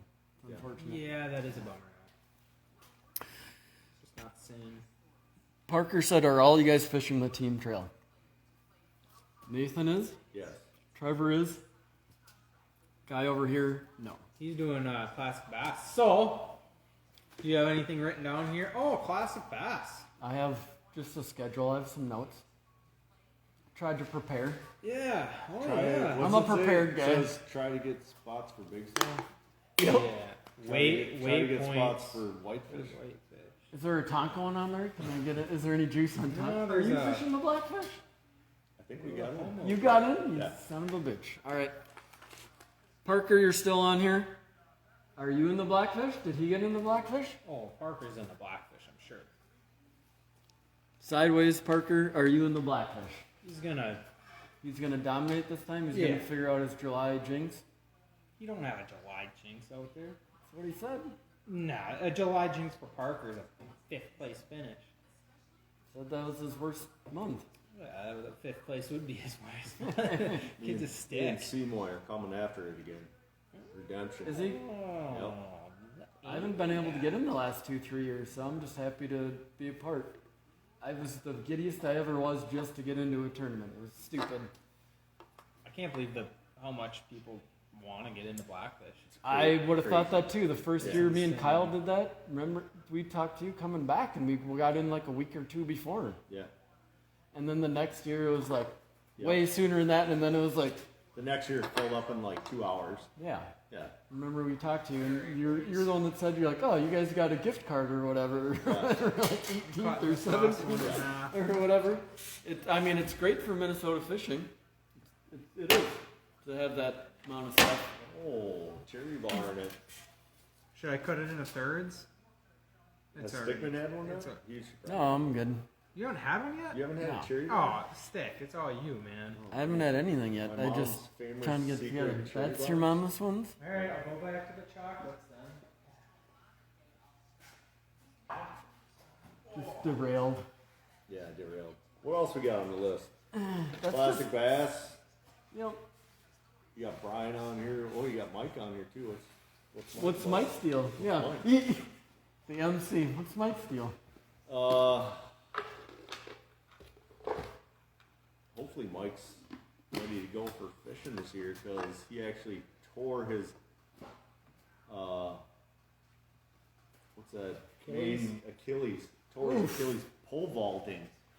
What was Yeah. he doing pole vaulting? So he does like some What in the world? down for lacrosse to college because he used to be in track and field or whatever in college. And Doesn't he was hold some- records for it? Yeah, he's like some pole vaulting like champion down there. He went down there to do a jump and snapped his Achilles right off.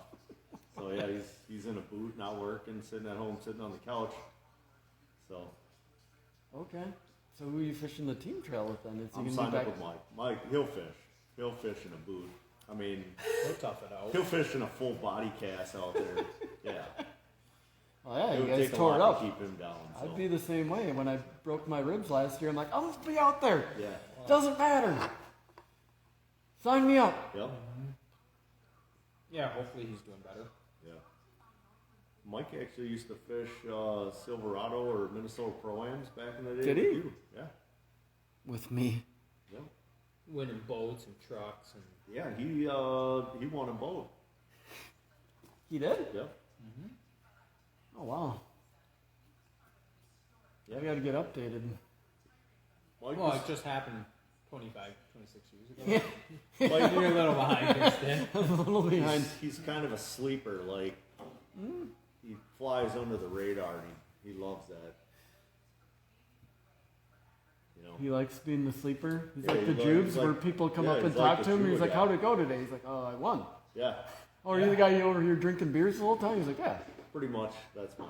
It's like I walk in the. Mike and I, Jude. re- I remember we were fishing it 2 day at Frankie's, and I was talking to somebody, I forget who, and me and Mike were standing there, and this guy comes up to us, and we're talking, and he looks at Mike, and he's like, "You ever fish this tournament?"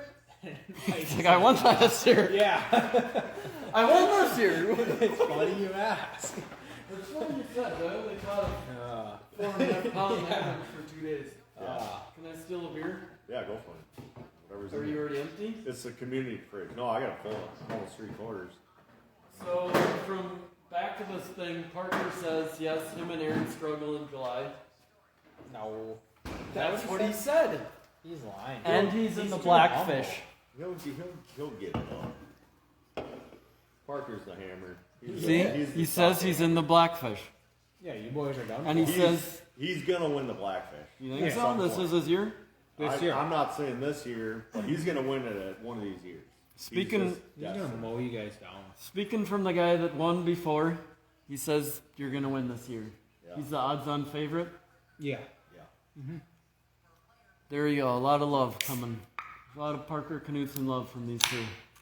He's good. What's He his is work? The For first year I was out there, the year that me and Chris won, I got up there super early, and I'm idling like all these old fishing spots that I had out there. And I kept thinking, I'm like, God, who's this white and silver Phoenix? Always one step ahead of me. He comes back the other way, and that's Parker. So he knows every square inch of the lake. Yeah. Yeah, it's impressive what he knows out there. I just got to maybe sell him a few of those custom jigs that I make Oh yeah. After the blackfish. after the Call tournament. them out that there's some special jigs that you don't want to say or what? You know, hand tied. They take about a month to make individually. A lot of work goes Better into sell them. them for like $100 a piece then. You know, we don't make any money off of them, but it's worth the effort. Yeah. That's moving on. Moving on. Dang. All right. We've been going for a while. We'll just get through a couple last things. How's that? We got the Greenhorn tournament, which Josh was talking about, North South Center, May 31st. Everybody's home waters now. A Wednesday night. People are gonna smash them.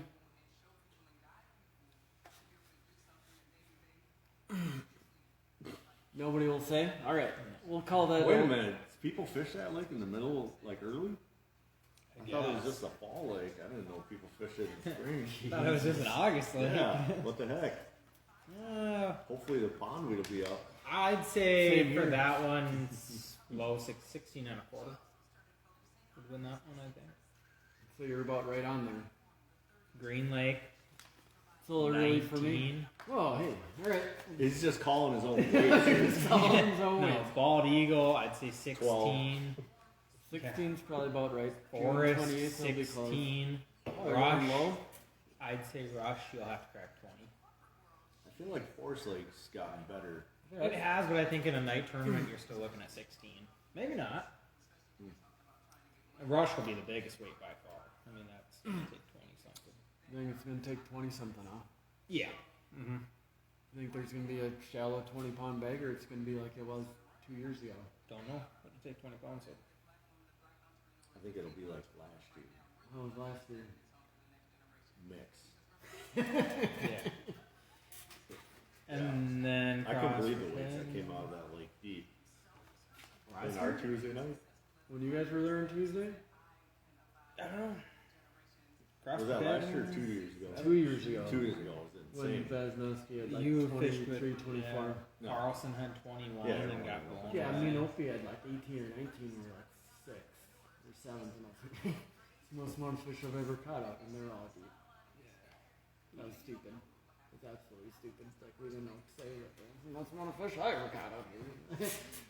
That Guess we lake can kind of mail it in now. 2 years ago. That Just lake was kept bringing in nuts. giants. Yeah, I remember. Yeah, I think we had 18, 19 pounds or whatever. We weigh in last tournament of the year. Everybody weighs in, congratulating Jay or whatever, and I see Venoscus and this on the weigh-in line. I'm like, hey, you guys got 22 pounds? They're like, we got like 24. And I'm like, yeah, okay, guys, whatever. And they go up and weigh at like 23.9 or something. I'm like, oh, Yeah, that was dumb. okay, you guys weren't kidding. I had what was going on there, just not 100%. You know, just because it's been a long time since that lake's been like that. I don't think it'll be like that again for a long time. Rush is kind of a weird lake.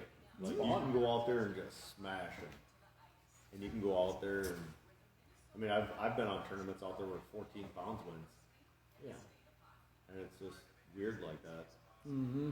Yeah. And then one year it runs out of the same bay for 7 tournaments for 9 months or whatever. We won a spring tournament out of that bay last year. 19 pounds. Never picked up the trolling motor. Yeah, there you go. It'll still play. So what's your notes? You're looking at my notes. Classic bass. Okay. Big stone. How much is it going to take? Are people going to smash them up? Total weight big stone? Oh. That'll crack 100, I don't don't know. it? Did you catch a lot of little fish out there? No. They were all 3.5 and I mean, I feel like in practice we maybe caught like a couple 2-pounders, but like everything was like 3 pounds or bigger. Yeah, giants. Giants. But I think in the springtime, somebody swim jig and chatterbait and even frog. I think that's gonna. They're gonna be able to smash them. If there's that many in there. I think out there too you'd be able to spread out a little bit. Hopefully. Oh, yeah. Yeah. I mean, because you got both sides of the river. They're going to split It's it a what? long ways. you never know what they're in this. Yeah, you They never can know. be You never D know what bags they're and they gonna can be split. nice. Yeah. They can be D bags like they were split, I at feel Gull like- Lake.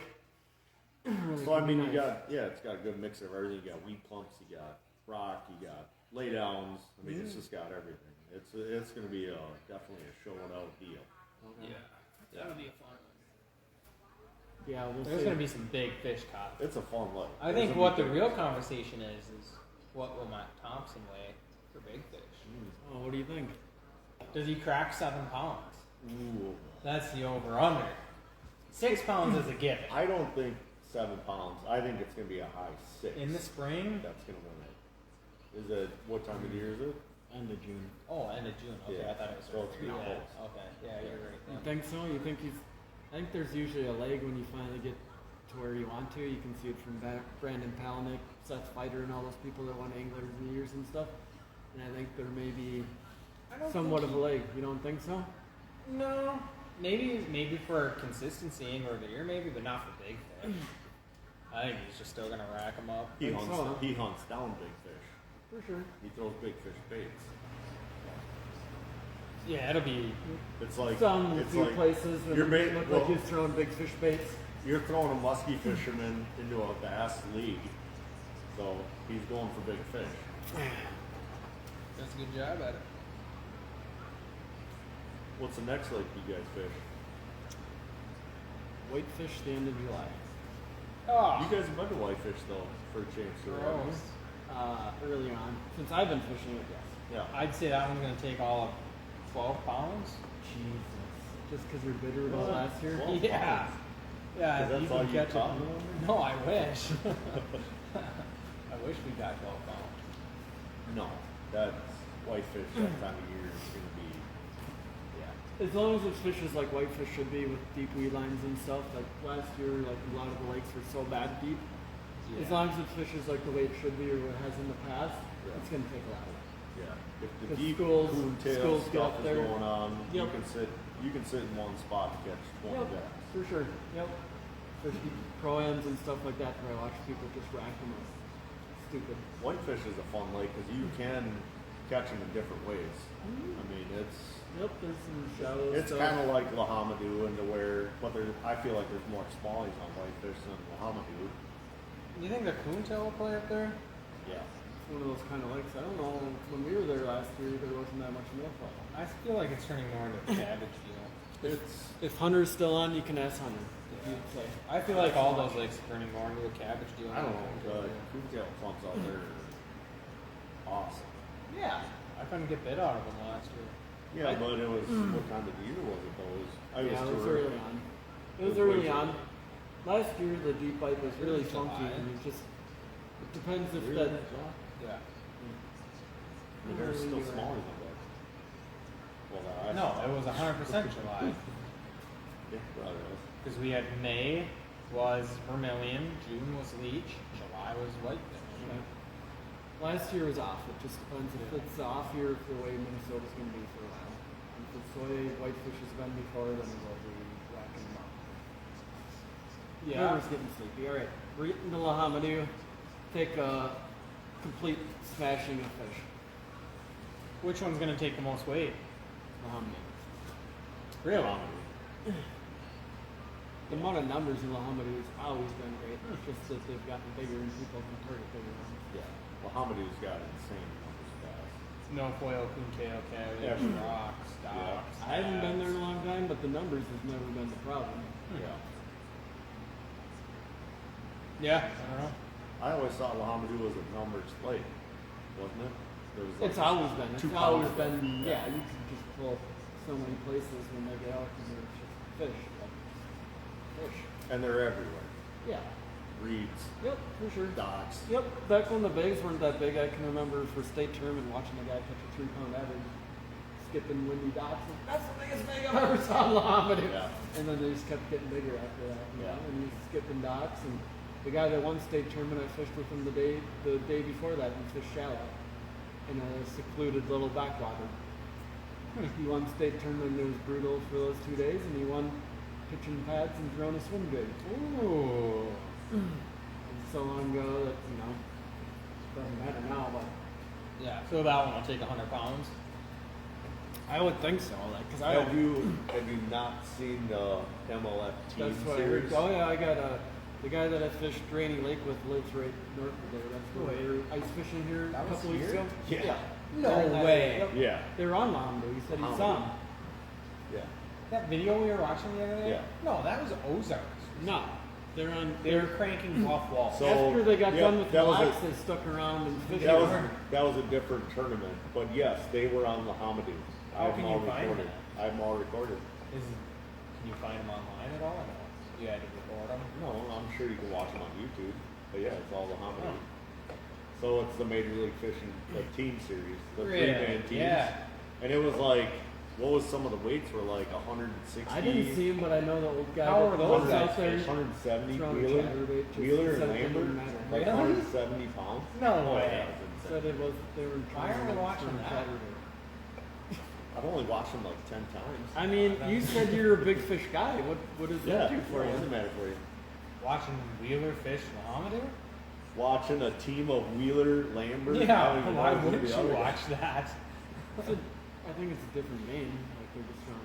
Yeah, it's still cool to see them fish a lake you can relate to, rather than the one we watched. They were cranking bluff walls. Like one, I don't know how much. Actually, If you want to go up, you got to be able to crank block. Actually, I don't think they were up there, right? Stick? Yeah, they weren't there. They were on. watch They were on Dead Lake. Dead Lake. Oh, even better. So yeah, that one I think through the year, unless Big Stone has a freak show out, who knows where the championship will be. That's a good schedule, though. That is Classic bass. That'd be a fun Yep. 60 tournaments. boats. Yep. They up to 60 bucks. It'll be interesting. Have they done anything in the payouts? Have you heard? Or? They haven't said anything in that frame. There is a. You guys probably didn't get the email, but there's going to be a pro-am the day after this whitefish one. That'll be On fun. whitefish Can again. we sign up as AMs or? They said it was for high school school kids, but maybe. How sad would you be if you got in my boat?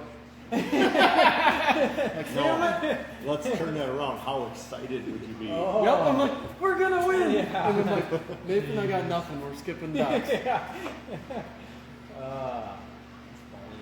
Yeah, that's cool. They're doing a program. They're not doing any opens this year, are they? That was kind of a couple years ago they did those. Yeah, they've been done since Kyle tried however many years ago. Yeah. They got enough people to jump in now. Yeah. Last year you fished probably when those open. Yep. I was gonna say they filled up 60 boats and had a waiting list. That's what the word Yeah. was, that they had 20 people waiting. That's impressive. It's crazy how tournament fishing's come around. Like, For Minnesota right now, yeah. Well, I think it's the high school, and that's the biggest thing. Mm-hmm. The high school kids are more involved with it. I mean, there used to be a generation gap, Yep. back when we got into it. Mm-hmm. Guys would go to college and not fish, and then they'd come back and then they would fish. So, It is. It's crazy. It's awesome. I mean, it's awesome for anybody that wants to fish in Minnesota. You want some competition. yeah. You gotta go out there and earn it. for sure. Pretty cool to fish for a boat. Anytime you can fish for a boat. Looks like Trevor's boat head. So we'll give a last little bit. Oh, okay. We got a couple comments. Sorry, everyone. I We'll thought keep we were going as long as we got comments. What's that? I thought we were going until midnight. If you want to, you keep walking around and Oh, I gotta you know, getting distracted. Huh? Oh, I just. You're down this, that'll keep you open. Yeah. How many likes and shares and comments before one of us has to chug the pickled pike? We will find out. Oh well. Can you Okay. make it We are still getting comments, so I got to go with it. Yeah. No deal. No, eat one. Sorry, Parker took a minute. Parker says, thanks, Nathan. You like the love. That was my last part of the comment. Then we got, Josh said 33. 33. I'm sure it's from a while. It's a comment from a while ago. We'll go back. 33 pounds on the centers, he thinks. That'd be bold. He's on them. Shane says, That's gross. Shane claims 100 pounds is possible on Big Stone. I agree. Oh yeah, by far. And Josh, if you're still flying, thanks. Good good Wi-Fi service there on the airport. He claims, does Big Stone beat Pelican? I've never been to Pelican, so I can't say. He saw 100 and something pounds. He caught one like every minute. There's no way the weight in classic bass beats it, but the quality, I don't know. But I heard guys were catching 6s and 7s on Pelican, largemouth and smallmouth. Yeah. I have no idea. It's going to be a very comparable fishery, in my opinion. Think so? Yeah. It's not where you can go and sit and make the same cast and catch fish. So you're going to have to turn your trolling motor on. You're going to have to move. But I can say that weight burned me because I saw Adam Rasmussen in practice, and we idled. We were on the same pattern. I have probably like 60, 70 of those little holes on that lake. And I was at the same island where he was at, and he veered that way, and I was like, not going back into where that is anymore. Apparently that's the hole that he was at. It was off by about 50 yards. I decided not to go that way after scanning the whole lake. It's a big burn. Yeah. But you at least know it. Yeah. I know where it is now, but there's a lot of those spots out there. Yeah. Holes in the weeds. There's so many of them out there. Yep. Yeah. But now you're more advanced with that, are you not? I hope so, yeah. Yeah. I mean, that was just side imaging. We just had to get under side imaging and look for holes. But that's some of the tournament stuff and why we fish and what we've learned over the years is watching, learning, paying attention to better yourself. For sure. So. Yep. I got yelled at on Rainy Lake when we were up there in the river because Jeff Gustafson was up there and my partner's like, don't even look at where he's looking at. I'm like, I don't want to see what he's fishing. Like, I'm not saying like I'm trying to follow the guy. I'm just trying to see what he's fishing. Yeah. We're fishing against the guy. We're in a river where there's only certain breaks, and at this point it doesn't matter because the river doesn't play up there. There's certain current breaks up on the Rainy River, and we smashed them the first day for getting second there. And you could just call it out. You could go down the bank and see those current breaks on the river and be like, you know, and I'm like, I want to see which ones he's fishing to know which ones to go to. Yeah. And this is when we had most of our weight. And Reed's That's a great guy, but he's a grinder and he just whatever.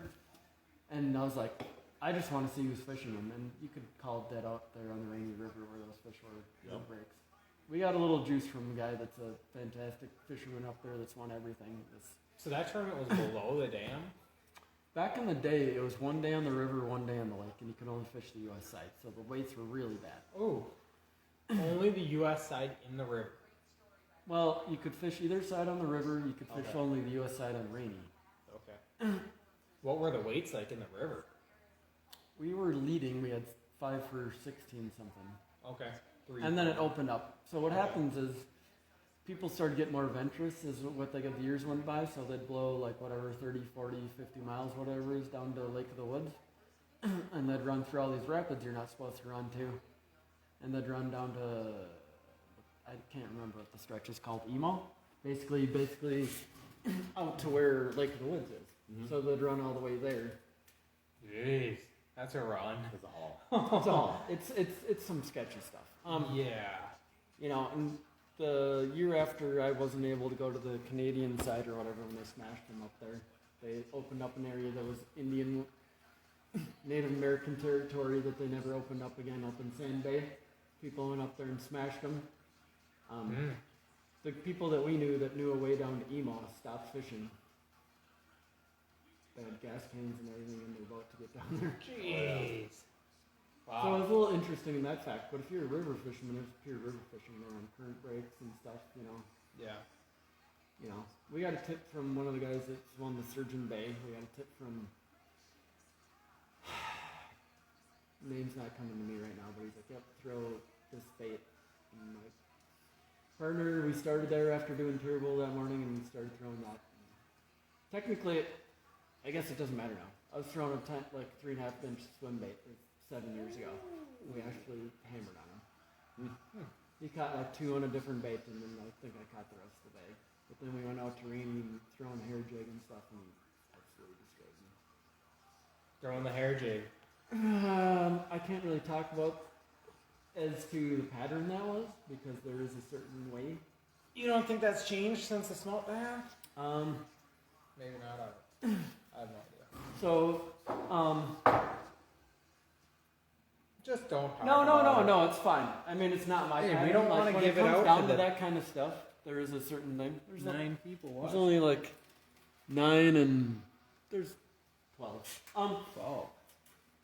Are you gonna give out the juice? No, there's no juice. I don't give out other people's juice.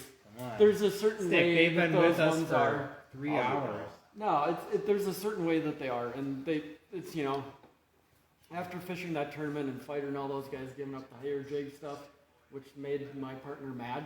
He's like, the way they're fishing on Sturgeon Bay is not the way he's doing on Canadian Shield Lakes. Do I need the 8-foot hair jig rod? Because I feel like I need it. Depends how you fish.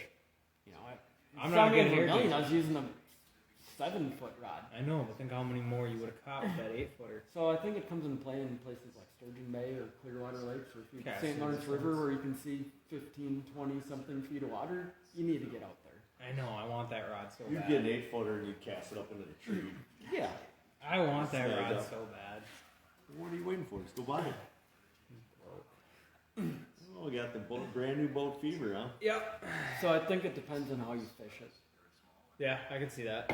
I think that hair The jig guy rod. that I was fishing with, he casted like 30 feet. Jeez. But it worked. There's a certain way. There's a difference between the way that those fish go and like when you're talking about Great Lakes, Sturgeon Bay, and stuff like that. Yeah. Yeah. And we both watched the Aaron Teal one with Moynia, and we're like, that's BS. Moynia didn't win smelt fishing or whatever he said on that. I believed him. Yeah, well, Jim Linder, I think, put it all about the smelt ones, and as soon as they did, the smelt died off, and there was never a smelt really, and I don't think Moynia won during any of the smelt deals, so you can say what he wants. Yeah, I don't know. That's a whole different world up there. He had a different deal going on, and basically the Canadians busted him out of there. What is it, Marsh? Yeah, I already told you what it Yeah. was. He was doing a different thing. I think there's a comment on YouTube about it. Oh, yeah? It must have been a Canadian, yeah. It's one of their like weigh-in videos or whatever. Moina. And there's a comment down there saying, these like mother effers just fish Marsh Bay or something. And That's because they ran him out of there, because he won 2 years in a row, and they ran him out of what he was doing. that's low, kind of. I mean, it's their area. No. They don't want a person from down here. Same thing happened to me when we were second on Rainy Lake. We got our butt kicked because I couldn't go into Canada the next year. And one of the guy that won the next year pointed at the thing because they had my dang picture on the thing, and he goes, "Is that you?" He was like one of the last boats to go. I'm like, "Yep." And he's like, didn't say anything. I'm like, bitter? Wow. Yeah, that's cutthroat up there. But they won it, so what am I going to say? That's me on Lindbergh Point this year for the Greenhorns. Oh, Better watch out, boys! I got a PL. Yeah. I'm glad we don't have anything like that around here. What's that, tough competition? Pretty much.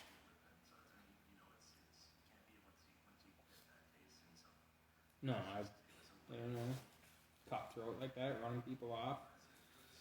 That Rainy Lake deal is totally different deal. I feel like Sturgeon Bay is too. That's always been one I wanted to do. Yeah. But then you talk to guys like Minky and those guys, and they say don't do it unless you got a walleye boat. Yeah. You know, if you got a ZV20 or a 620 or whatever, then I feel like maybe you can. But sounds like that's a recipe for disaster. We got an 1880 angler back there. Oh, the old 1880 angler sending her on the bay. Fits in between the boats. Oh, is that the trick? Yeah. Yeah. I think you almost have to go out, if you're going to do Sturgeon Bay, go out and fish it a couple times before you just go out and let her buck at a tournament. Yeah, but like we were talking, think of how much more you learn doing one tournament out there. Yeah. I mean, it costs you $500 realistically, but think of the learning That's a curve. pretty cheap fishing trip. It is. $500. That's true.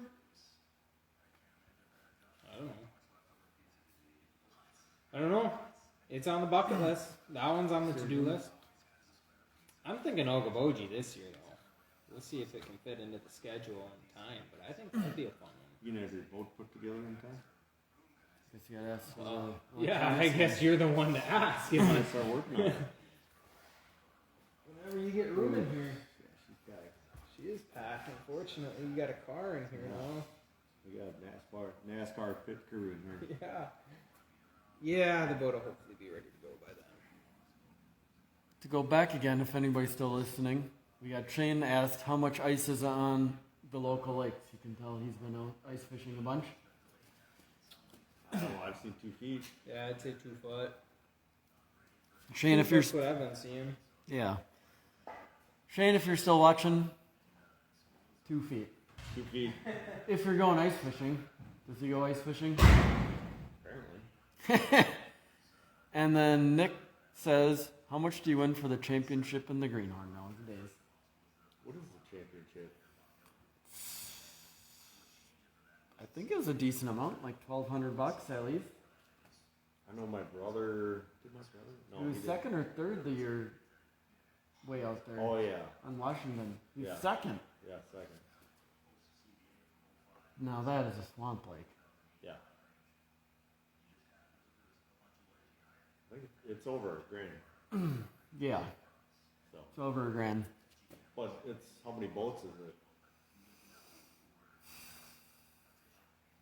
Not as many boats. It's 5 or 6 from each division, and now they added another division, so So, it's usually like it'll 20 to probably be 30 20 boats. Yeah. It'll probably be, what do they got, four divisions? I think there's Or 4 5. divisions with the southern one, so Yeah, now the so southern 5. guys got to come and see Cross Pokegma, which they'll probably do good on. Yeah. So if we didn't get to you in a timely fashion, Nick, it's maybe $1,200. We're gonna say 1,200. Championship, greenhorn, payout. Do they do the jack money and stuff? Yeah. No. Yeah. It's just whatever they put in through the year. It was It's the over last 1,000. year when I did the Wednesdays 2-3 years ago. It was $1,200 to win a normal regular with Wednesday everything you night. put in. Yeah, with all the bonuses, Mhm. a Wednesday nighter was Mhm. $1,200. Yeah, it's almost a little bit more than Frankie's. It was, and you didn't have $1,200 cash. Yep. You didn't get a Yeah, there's no, $10.99 miscellaneous at the end. no, there's none of that. Okay. But I don't know if they do the bonuses in the weekend or not. Oh wow. People are still watching. Appreciate it. Shane already said it was $1,200 8 years ago. Yeah. So maybe it's more than that. Thanks, Shane. Shane, did you sign up yet? See if he'll get back to us. He's on a roll. You He's should on a throw roll, over. man. This guy's. Yeah, you might as well just sat here with us. No kidding. We've had some good conversations after Frankie's one day, a couple times. Yeah. Shane's out. Yeah, we got to hang out quite a bit this year for the team trail and Big Stone.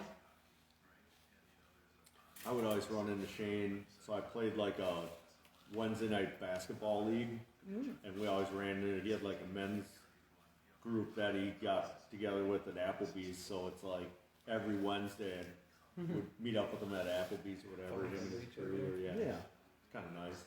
Kind of nice talking to somebody outside of the fishing world. Of course, we talked about fishing. Yeah, that was the nice part. Shaking him down. Yeah. Have you ever caught me fishing Yeah, on getting shook the down southeast side? middle of February on a Wednesday at 9 o'clock at night. Yeah. That's right. I was in Blue Ribbon Bait for work the other day, and the one kid doesn't know anything, but he's a BSer. I'm like, whoever comes in here, you shake him down. Yeah. Oh boy. Phone's getting knocked It over. was because what happened, people started spilling some things, and I was like, let me talk to him. Yeah. Yeah.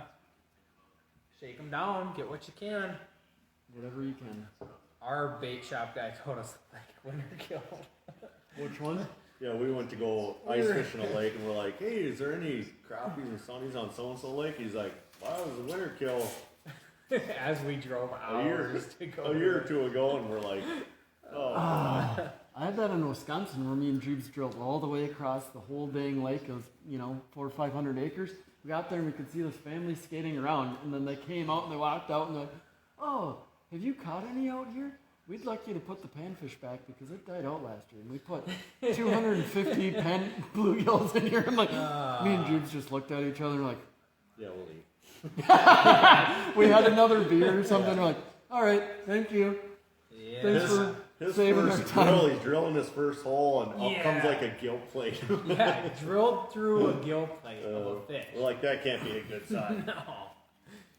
Yeah, that was funny. So Oh, wow. lots of that. There's still people watching, so we got a couple more. See, it's a hit stick. You're gonna have to keep it going. Stickman Yeah, live no, it's every good. No. Same time every next Friday week. night. Every Friday For night. sure, man. Like I said, this is the reason why I think there's gonna have to fantastic buy a lot fishermen more around beer. here. Yeah. Brought to you by Memphis. I mean, it's good. Keeps winter going on, and I think there's, like I said, fantastic fishermen around here that I want to point out. When are you gonna change your YouTube channel to Stickman? honestly, yeah. So the thing you don't know is I have 3 YouTube channels. I have Oh. the bass fishing old school one, and I Yeah. have Sickman Outdoors. Yeah. That's just going to parks with the old lady, and then I have this one.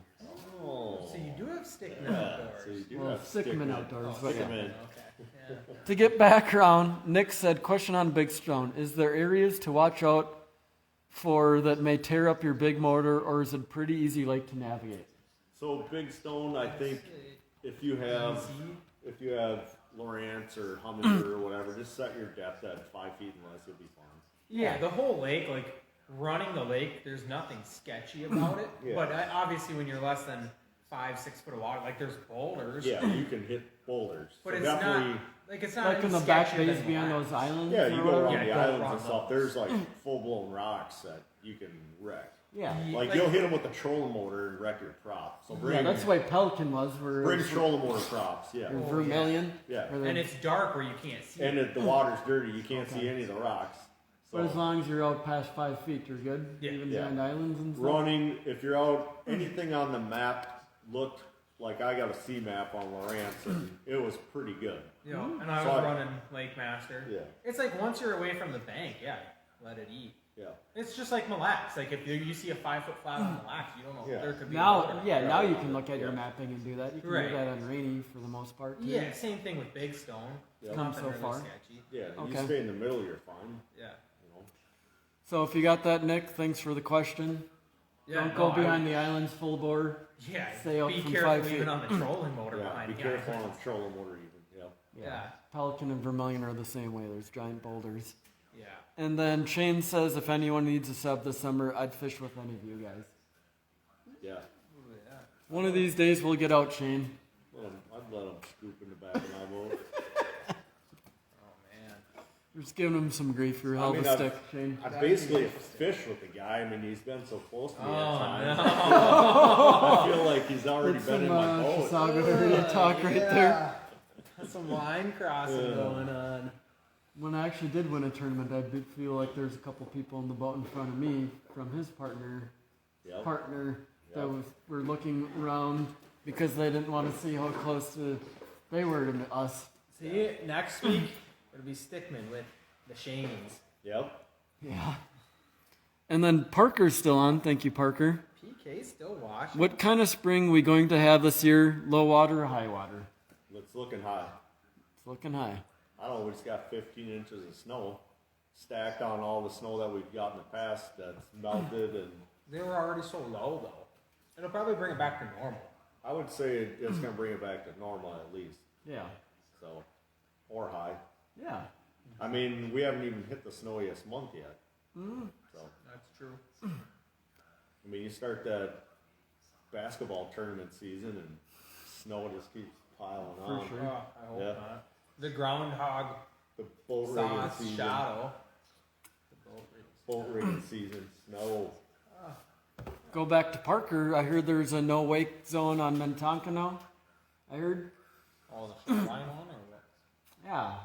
I heard from somebody it's like 200 yards now. Which I was out there when there was no wake across the whole lake and people are still going. So Yeah, we'll people see how still that get it, goes. Yeah. Yeah. Do what you gotta do. You do what you gotta do. He'd be the guy to There's ask. a guy in front of you on plane. That's my theory. Hopefully one behind you too. Hopefully one behind, one in front. My first big tournament was with when they had the 2-day on Minnetonka, and then I think I went to Calhoun. Ted Capra was the boat behind us, and he blew by the guy I was with because there's a speed limit even back in 1996 or 97. Yeah. Capra blew by us going a million.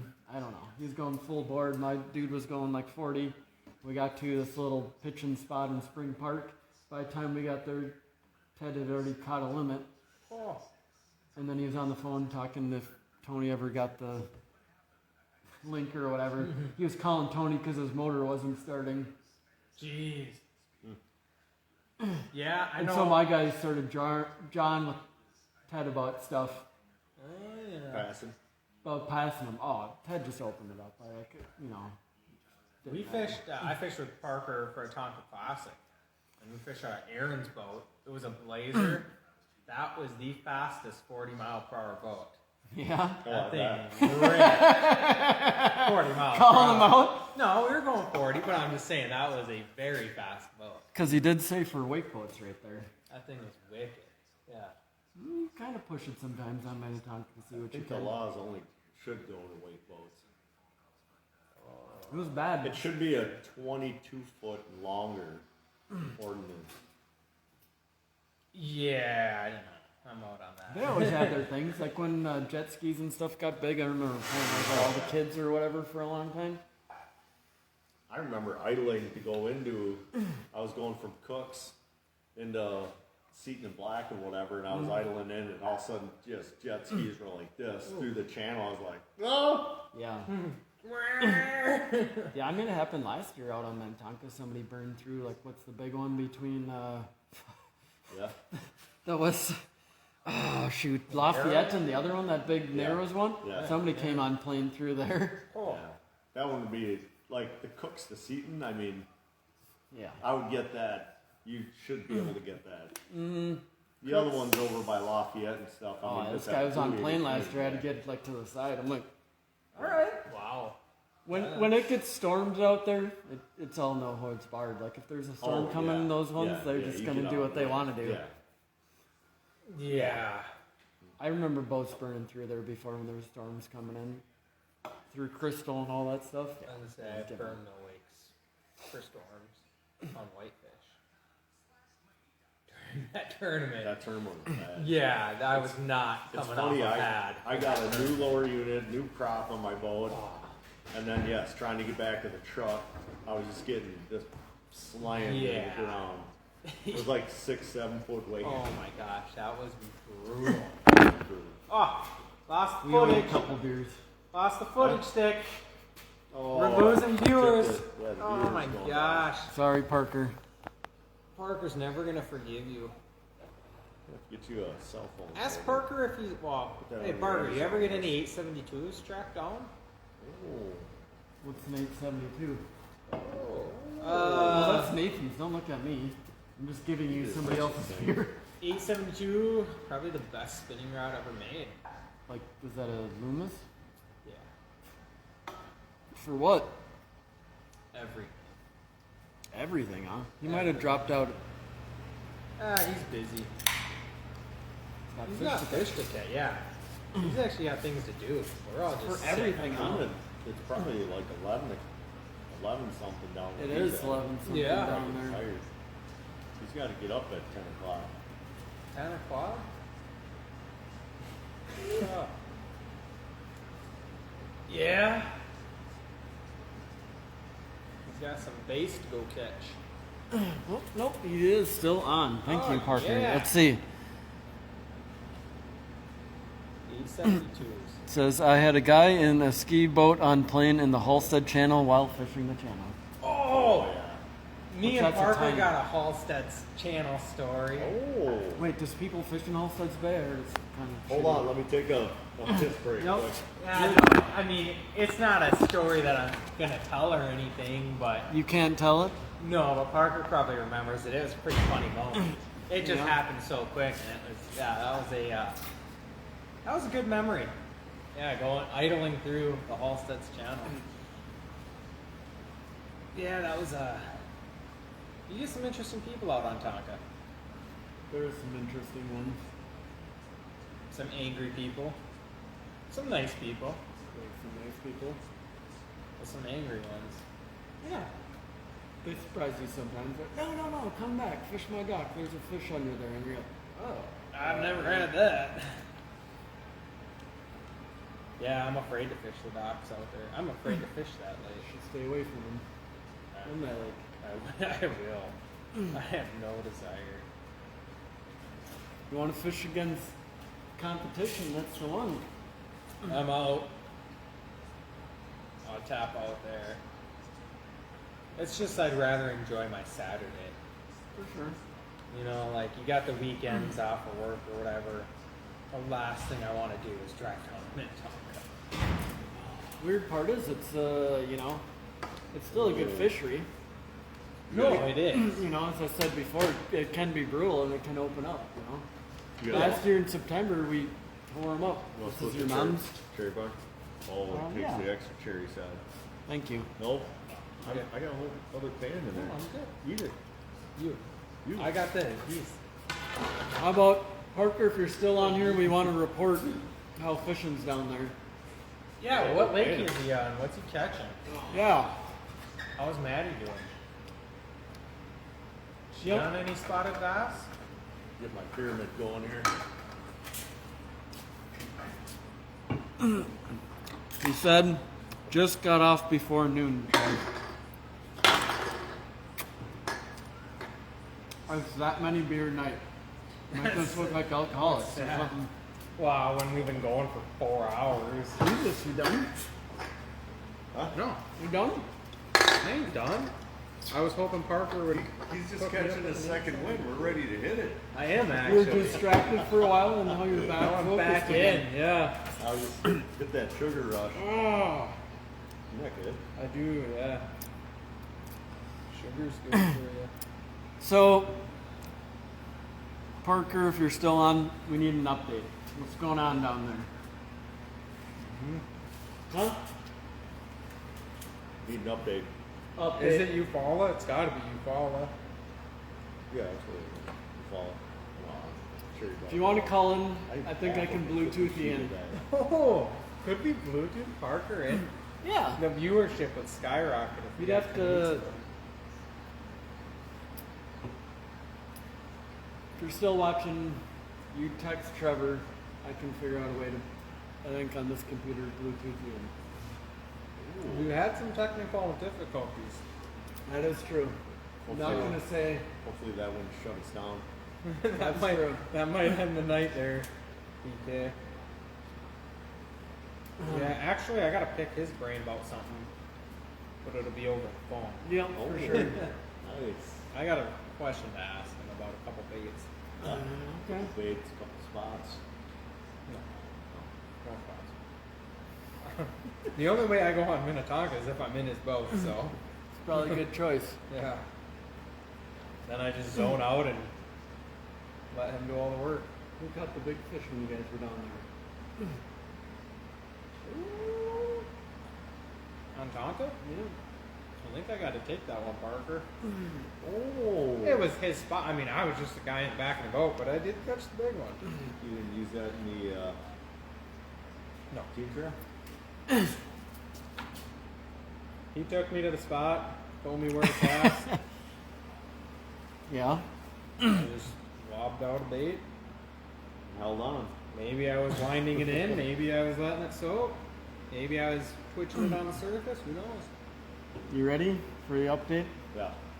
He says we are currently on the Harris chain. Feels like a good post-spawn funk. Madison is good. Harris chain. Where is his first tournament then? I'll give it a minute to minute and a half unless you text me the Bluetooth and then. The Toyota. He's out doing a Toyota? Mm-hmm. Just, Parker, if you can hear this, call Trevor and we can Bluetooth you. I mean, it's 11 o'clock. We're Yeah. Maddie's For probably sure. sleeping. Mike just texted me. He's like, "I'll be ready." Mike's watching? Yeah. Oh, yeah. You got quite the audience. You know, it's all good. Oh, That's funny. that is good. Did I ever tell you how me and Mike kind of met? We got to fishing with each other. Yeah. So me and Bob were fishing the Wisconsin Fishers and Men, Yeah. and Mike Bob and Allen. Craig. Yep, Bob Allen. And Mike and Craig fished. I think they got the team of the year. Beat me and Mike by like points for team of the year for the Fishers event. So you're already fishing with. You were with Bob. I was fishing with Bob. Oh, okay. Yep. And Mike then beat you out. yep. And then we went to, I think it was regionals. And then I think it was on Lake St. Clair. Mike and Craig both made the nationals. And then we went to Georgia or Atlanta. Mike made nationals from Yep. Fishers Men. Yep, we did too. So it was like we all traveled, and it was just kind of, ran into each other at like Texas Roadhouse. Yeah. We're like, oh hey, look, Wisconsin guys, Yeah.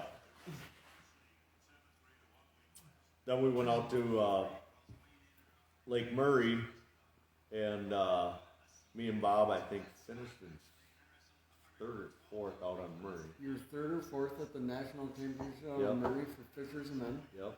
Now that's something I've never heard of. So Mike, I think, finished in he was in the top 5 on Lake St. Clair, Lake Erie. Me and I think we finished in 10th. Was it one team per state? So you guys were Minnesota, he was No, Wisconsin? they would send a couple teams. Okay. So you'd have 4 or 5 teams that would go from each whatever. Was division. Mike fishing out of his Ranger at the time? No, they fished out of Craig. Craig got a champion. Okay. So, well, yeah, they did fish some tournaments out of Mike's boat.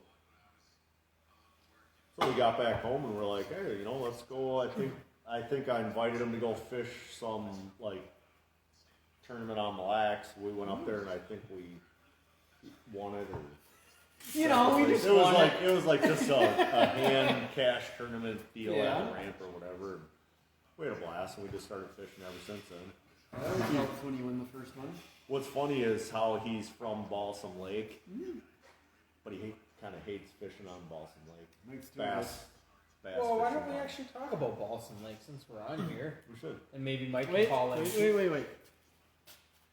Your boy Parker said a lot of spec fishermen here stickmen first derbies you follow. Oh yeah.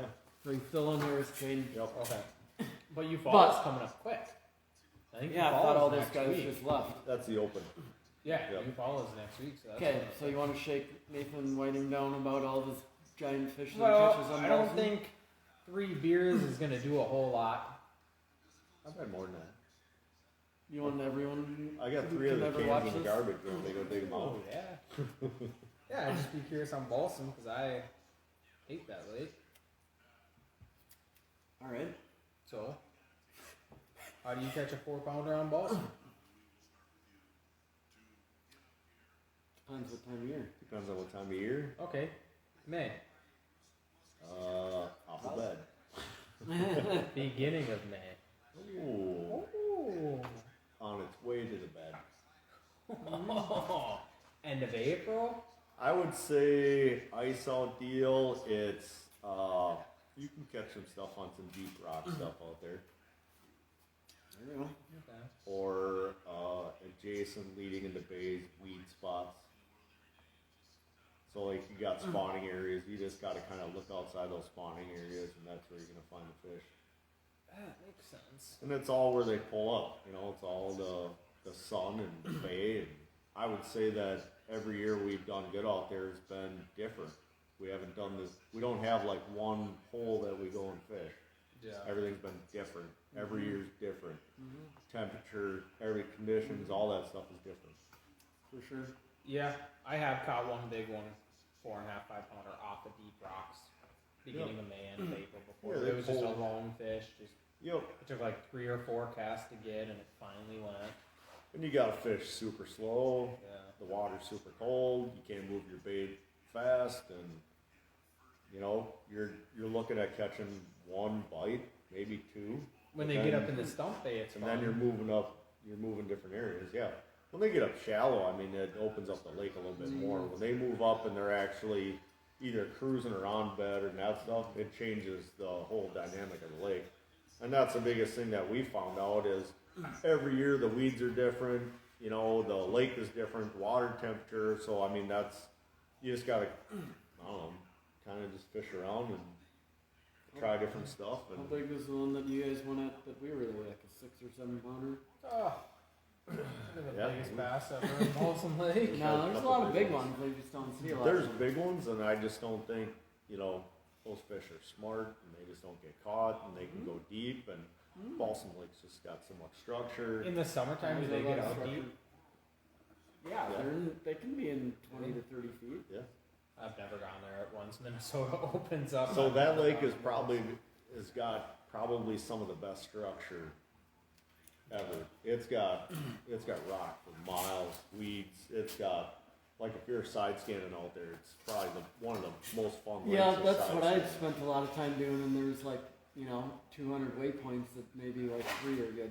Yeah, and that's the thing about the lake too. It's you got all this stuff that looks really good, and It's a lot of sunken wood, a lot you of got rocks. 20 spots that look good, and 2 or 3 of them are gonna be good. I think I've told you this before. One of my first times there, I was running through the bay, and I get all the way to the back because it was springtime. I'm like, oh, maybe these fish are in the back of this bay. Run on pad all the way to the back of the bay, and I'm used to Minnesota lakes where it's 2 foot of water, you can run it because it's probably just weedy, gross, soft bottom stuff. Set down in the back bay and stand up, and there's trees inches below the water surface, Wow. stumps like that far. Oh below. yeah, some of the back. Oh my god! I stood up and I was just like in shock that I made it back. I bet you won't do that in the new Nitro. No. You don't more caught. Yeah, that was eye opening. That was a scary moment. You gotta watch them Wisconsin lakes. But it was interesting. There is so much structure and so much stuff down in Balsam, but I'm not, as Nathan said, not a lot. I don't know. I'm just reiterating what the big Yeah. dog said. The big dog. There's a lot of structure and a lot of stuff, but not a lot that pans out. Like you can go down the bank and there's so many subtle little points. Is it and worth things. driving to in the summertime to farm fish? No. Okay, that's all I need to know. So they have a tournament there. What is that? You Balsam fished Lake that before. Classic. Yeah, and Yep. it can be very brutal. Brutal. Is It's that like the summertime or? 16 pounds usually. the That's one for 6. for 6. Oh, okay, so you're So not driving 18 will through win. Chisago. 18 will You win. go to Balsam. Okay. I mean, like, yeah, 18 sometimes will win. Yeah. It's not big. Springtime changes a lot of stuff. Yep, up some Minnetonka bags. You had a Minnetonka bag that was there. Like, the big ones are in there. You just, if you hit it right, they're there. Get 5 of the right ones. Yeah, 6 of the right we had a ones. 25-pound bag out there in the spring. That's insane. Hey, you guys weighed like a 6 something. I remember back in the day when I was struggling to sell, those guys had 8 for like 33 pounds or whatever, like 2 Oh. years in a row. And that's 8 4-pounders. It's not 5. Yeah. They're there. They're just, I don't know. I don't know if they're spread through the lake. I don't know if there's what it is, but there's a lot of big ones in there. So you're doing that tournament this year again? That spring Balsam? And the Chautauqua one? Chautauqua is on the same time as our team trail. Oh. So, But you're going to do Balsam over Okoboji? Maybe. if it's the same time, I don't know. Parker says having a good night. Thanks, Parker. Good luck. Yeah. Thanks, PK. We'll talk. No juice to be had. Nope. Wait for that another night. When you have the Shanes on next Friday. Shane Martin and Shane Schlipp. Oh, yeah. On Stickman. Two Outdoors. Shanes. Two Shanes.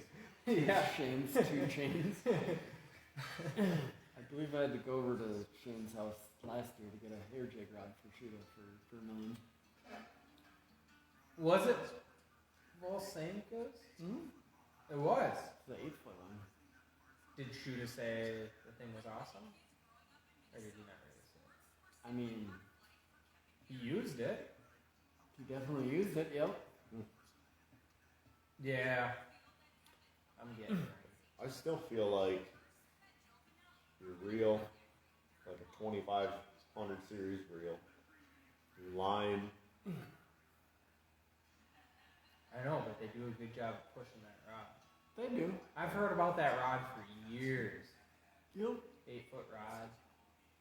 Throw a mini swim bait on it. Throw a hair jig on That's it. weird because I was listening to some podcasts and they were talking about the 2 brothers ones, like the Elliott rods, where Kyle's associated with, and Yeah. they're talking about some guy in New York pushing the hair jig rod, the Elliott one, makes that good 7.6 one. It depends if you can fit an 8-foot rod on your boat.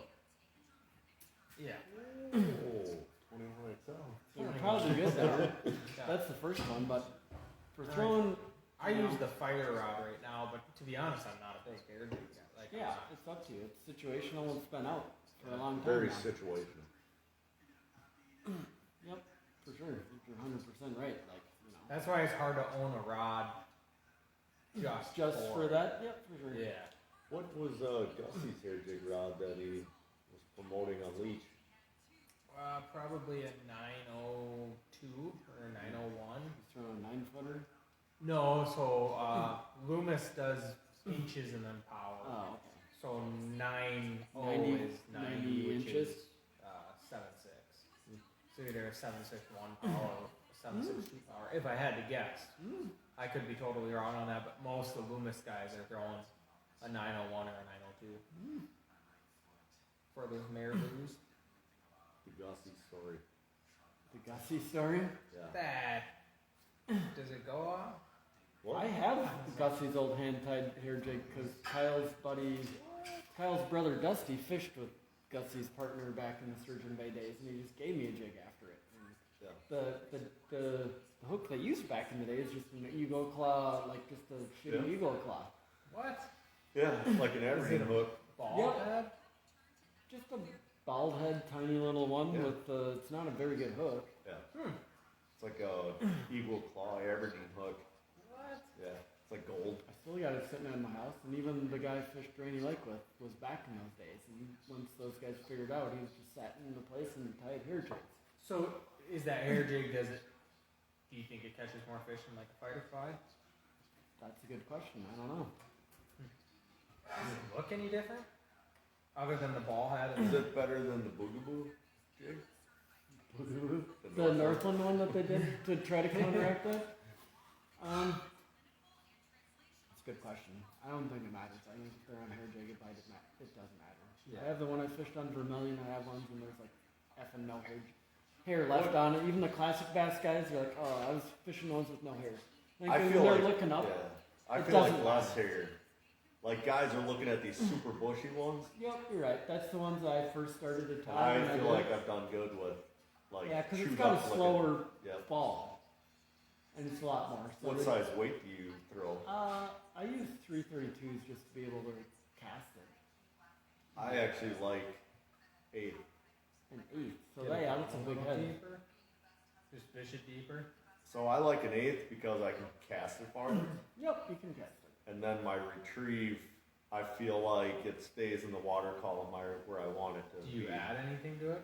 Plastic or anything? Yeah, sometimes I'll do a little chunk on the back.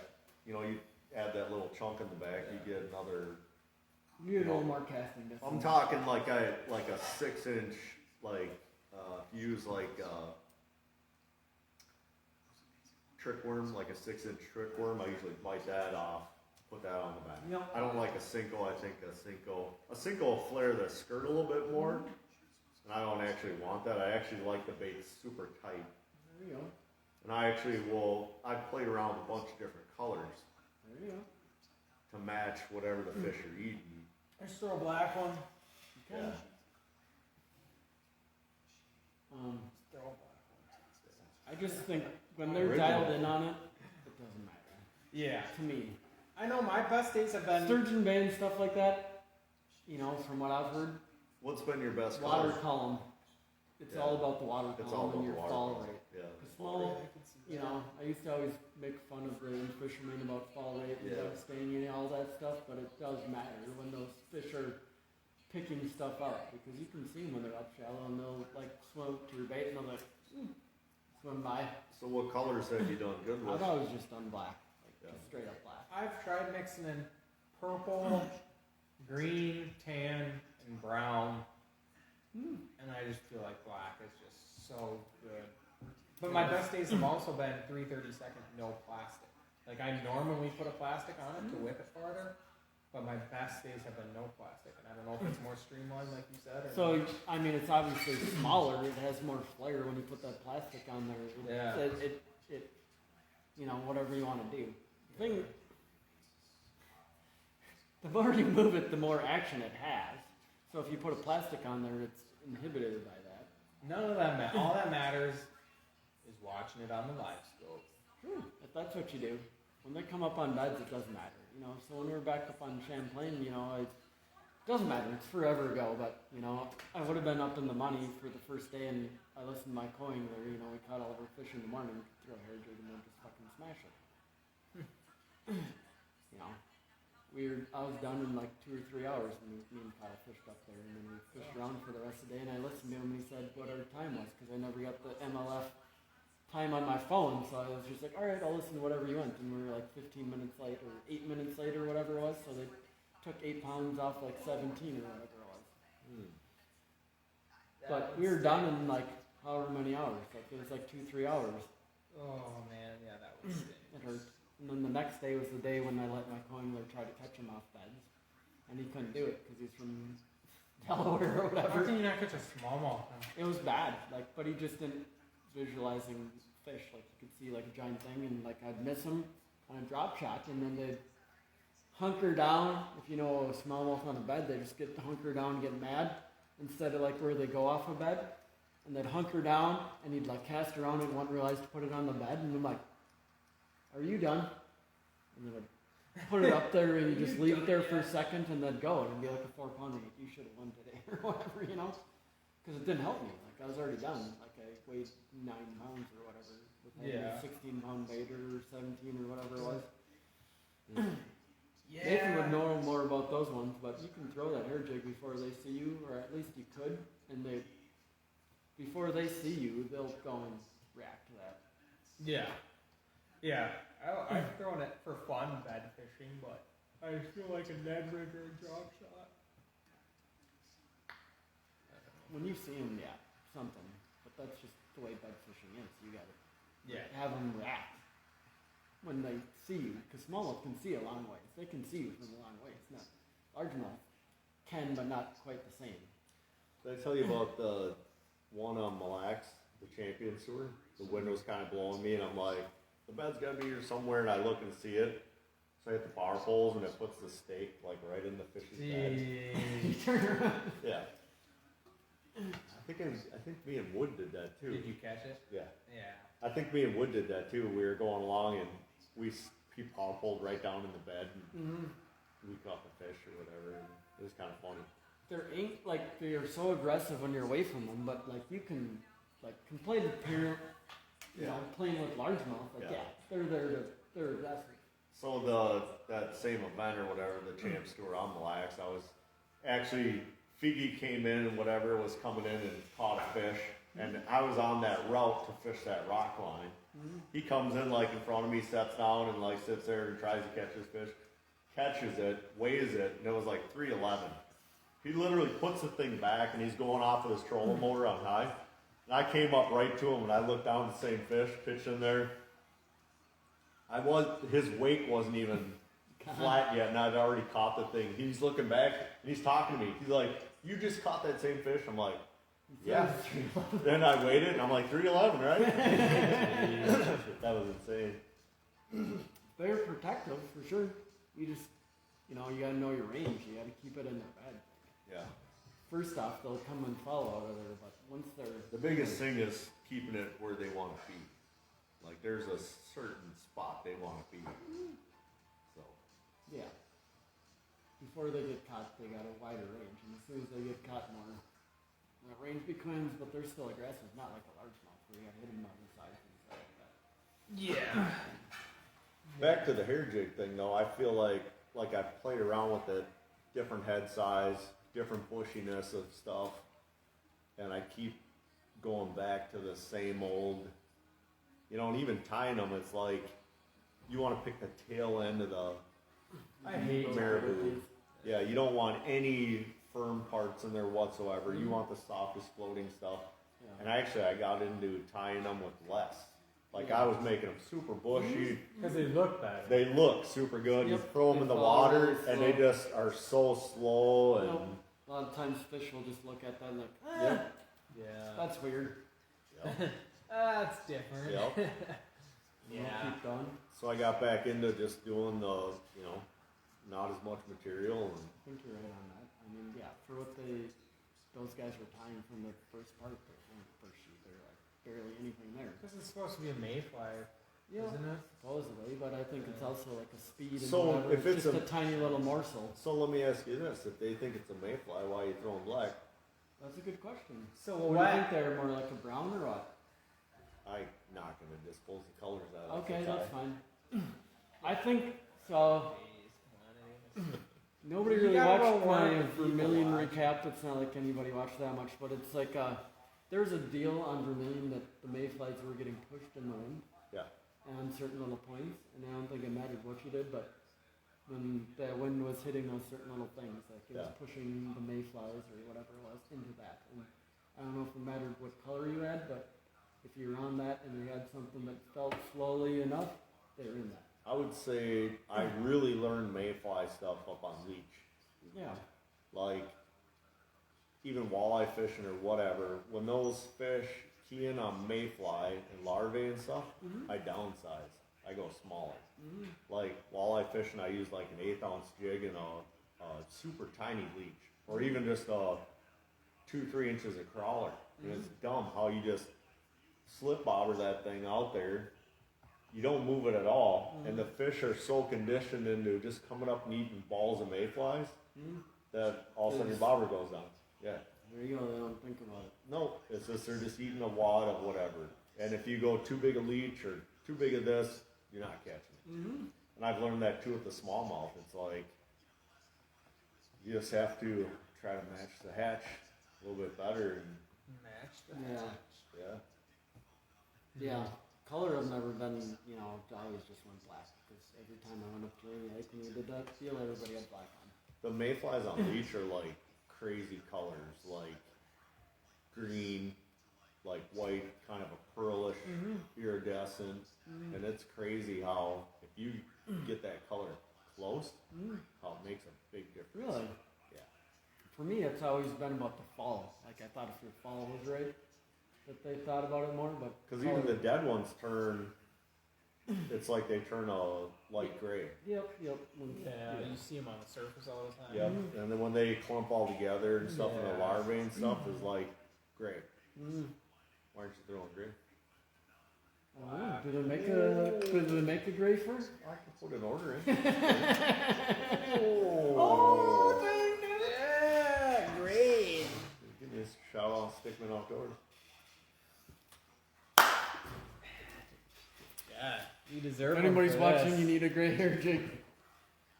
You'll rig your boat and you can buy them for $9 a piece. It's less than a fire jig. Yeah. $12 a piece. $12. No, we're talking. There we go. Eagle claw hook. No. Oh, premium. I like using the Outcast head. Money You jig. do like that one? Yeah. Isn't that what they make the fighter one with? Yep.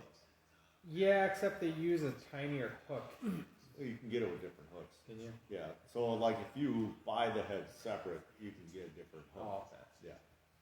And I've actually even tied a few with their Ned head. Yeah. So The perfect net or whatever Perfect they net. call it. Yeah. That's just a bait I don't have dialed in as much as I should. It's a small window. it is It small is. window. But it sure gets a lot of talk these days. Smallmouth are weird. They are. Super And- weird. When there's that time window, you might as well catch them. I mean, up north, you can throw a hair jig, all the time. Yeah. Pretty I used to always think it was a clear water thing too, but it doesn't seem like water clarity matters at all. It depends how the fish act, as long as they're shallow. Yeah. Yeah, but see, I've had them in 15 foot of water getting hair. They can, is it clear water in like a certain time? So I mean, I think to me it's always they got to be in a certain depth range. But if you can get them to come up out of there 15 feet of water, then 15, I guess, count it down as much as you can. That's been my best days on here. From counting it down at 15 foot of water. 12 to 15. you don't think you could have done better with the drop shot? No. I know for a fact because I fished all day long. And I was around boats What too. about swimming drop shot? Trevor doesn't talk about that one. That helped me out champs tour. I haven't heard good luck on that either. Those Roman fish. Yeah, I could see Putting that. a little, I do that little key tech, like that little 2.5 inch swimmer. It's a fish catcher. Yeah. 2.8. Pretty sure I did a thing for classic bass with the top couple baits I used. On With your that quantum smoke. one small. Yeah. Yeah. I remember that. So I got kind of. There ain't no more comments. Yep. out there. What? Shane. So we got a little out of hand, but Shane says break out the jealous shots and tell us more. Oh, I guess he liked whatever you're Shane, saying. bring the Jello shots over. Jello shots. Yeah, bring them over, Shane. I want. Those guys take the word from that one. What's he bringing out? What is he? Duels Jello shots. Yeah. Yo, NA Jello shots. Those are the best. Yeah. Man. We don't need that tonight. More pickled fish though. It's down in this jar. What about swimming a tube? Yeah. The Oh, casting yeah. a tube. Yeah, that's one of our fish on Vermilion this year. Found it swimming a tube. Went back and turned it, caught it on a crankbait. Found it swimming a tube. How'd you find it? So basically, you cast, you fished it, and you were just reeling back in the cast again in the fish. No. I was too lazy to pick up another rod. I moved up on top of this reef in 4 foot of water. So I was just swimming a tube. And it came in, clamped down onto it. Pretty much got it close to the boat without setting the hook. And then we were just swimming around. Came back the next day and caught it on crankbait.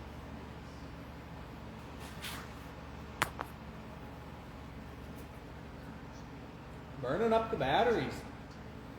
It's been a long one. Everybody wants to hear the hammers call. You're giving up goods. The more beers that come down, give more goods out.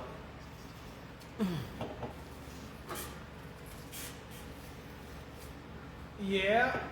Appreciate everybody tuning in. You can ask any questions. We're here with the Hammers in Minnesota. There's a bunch of checks beyond there. Some that don't get there. There's the kid who's won plenty of money. Yep. He's got plenty of money to win. Up and comer. Up and comer. I don't know about that. How long you been fishing? Started back in the Mille Lacs days, so 20. Well, I bought my boat in 2015. So yeah, 2015, but I didn't start fishing big tournaments till 2016 is when I got into it. So. Did you ever fish any of the Fisher's Event stuff? I did. Yeah. Who'd you fish with? Buddy from a long time ago, we had a buck kick. No, before I won in '99, that we were like 3rd or 4th or whatever for the Fishers and Men or whatever it was, and then I remember Lightner was in that line. And he was like, "Well, why don't you ask that guy or whatever?" Screw you, Brad. Really wasn't like 2 days later. But I think there was one on North South Center before '99 when I won that stuff. Yeah. I was just being dumb. Yeah. Sure, there's somebody on Needle Point or something that smoked them. Oh yeah.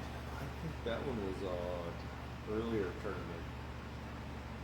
I think that was like almost they're still spawning fish in that tournament. Fisher's Men. It was like first one out of the gate. Oh, okay. But I did fish some of the ones. I know that I fished the one on Balsam Lake that you and Ryan won, and I remember you guys were Ryan was waypointing fish that I saw on Balsam Lake, and I was like, "You're waypointing that one?" You guys won that day, the next day, but I was like, You were "That's a laughing little at one." I kind of was, because there's a lot of big ones that are on beds. Yeah. You guys only won with like 15 or 16 pounds. I thought it was going to take like 20 something. Yeah. That day was Kudos awesome. to you. Yeah. It's funny, all the boats, we had like a second to last boat number. All the boats take off. We're sitting there in channel, and we were supposed to go next, and the boat behind us, and we're like, just go ahead. The guy goes ahead. Ryan gets up, puts his trolling motor down, goes right over where the guy was and caught our biggest fish. Jeez. That was awesome.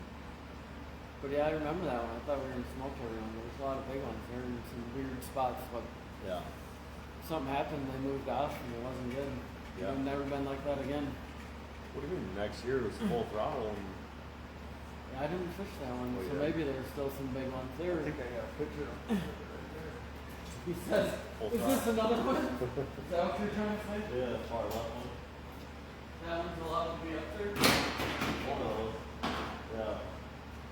One of those ones is full throttle. 1419.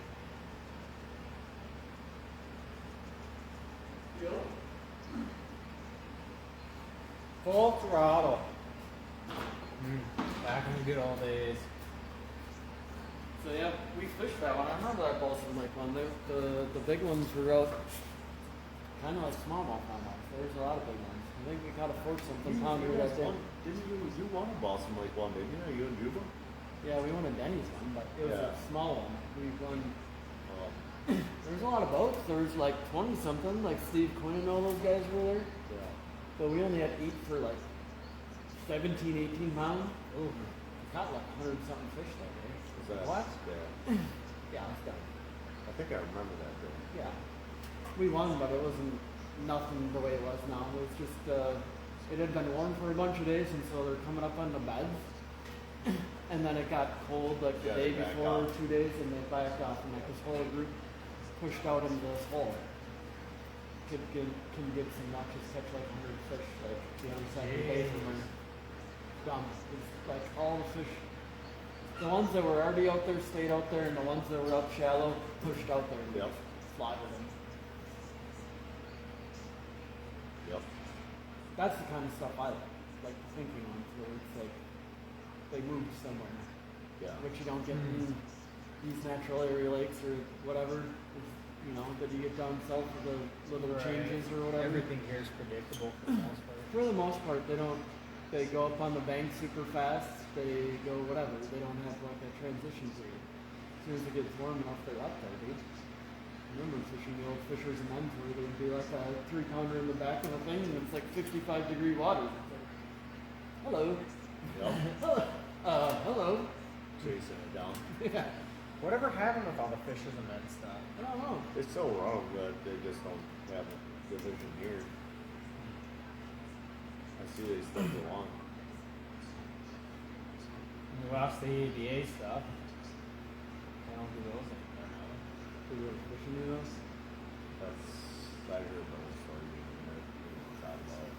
I think I was here. You know about it? No, but Oh yeah. That was the day I was over and stopped by. Yeah. Yeah. are you having it No, or not? you have it. No, yeah. Are you right over there? You look like you're taking a nap. Well, I don't fish Walsam Lake. I got I got nothing half to of add them to this. I got happy. Walsam Lake sucks. Can't believe anybody would watch through that Balsam Lake talk. Ugh. Jesus. There's a couple. But now Wapagasset, on the other hand, That's your juice jam? no, I hate that one. For sure. I was gonna say if you're talking about Wapo versus Wapo? yeah. I shouldn't say that. There was one of the times when it was me, Hoyer, Minky, and Juba or whatever. That was we went to a couple lakes, and as we're driving to the one, Hoyer's like, For The- walleyes? no, for Oh. crappies. This Crappie is like fishing. as soon as the ice came out, like Hoyer, whatever. I don't buy his Alright, I boats. guess we're not Anyways, gonna get in on the no, good and talk so he was here. talking about, he's like, let's go to Wapo. I'm like, and he told me where it was. I'm like, let's keep going to where we're going. Wapo's got It doesn't have big ones. Like, 10.5 inchers. yeah, it doesn't Yeah. have big. It's information. Yeah. I'm like, Back I've been in- out there. I saw a bunch of fish there. Back in the day, it was probably better, but Yeah, but it's still like 3-4 years ago. We were there. yeah, no, you have to We- you have to back We, way up. we went on a Wisconsin area lake, and there was only like the shoreline So was like, opened up, so we drove around this whole lake to get to a back bay through the ice. And as we're going, I'm like, is this a good idea? What if the wind blows? And so we got in this back bay and caught crappies. And we went to go, and the wind had blown it over. And so then he did laps, and then to break the ice up. So then, Oh we man. left that lake, and when we're going to the next one, and we absolutely hammered them on the next lake, but his information was to go to Wapo, and I was like, sitting in the back, and like, that doesn't seem right. But 10 Let's years keep ago, going. that was a hole. This is like when the ice came out. Like, it wasn't even all the way out on the lake. Yeah. The first lake in Wisconsin we're at, and we went to the other, and we hammered them. Like, we caught, I don't know, 200 crappies, enough that the people in Wisconsin were like, started trash talking us. What? Because there's 4 guys that knew how to crappie fish in like yeah. a little bay, And the it was locals like, are struggling. yeah, they just put the anchor down and put their, their minnow out, and there's like a group of fish that had moved from where they were at, and it was like stupid. Yeah. It was absolutely stupid. Like, I can understand their vote with 4 people that know what they're doing, and it's like you look over there and there's somebody like catching them the whole time. What do you think about the whole live scope thing? What do you mean? Do you feel like it's, I don't know, affecting the fishing? Not around here. Not I at think all? it will going ice to. fishing. The Ice pricing fishing. wise. It's gonna destroy the crappies. Think so? Yeah, ice fishing. Ice fishing, yeah. Yeah, Have you heard anything about the DNR getting involved with? No, I haven't had you. They need to. Yeah. Yeah. Yeah.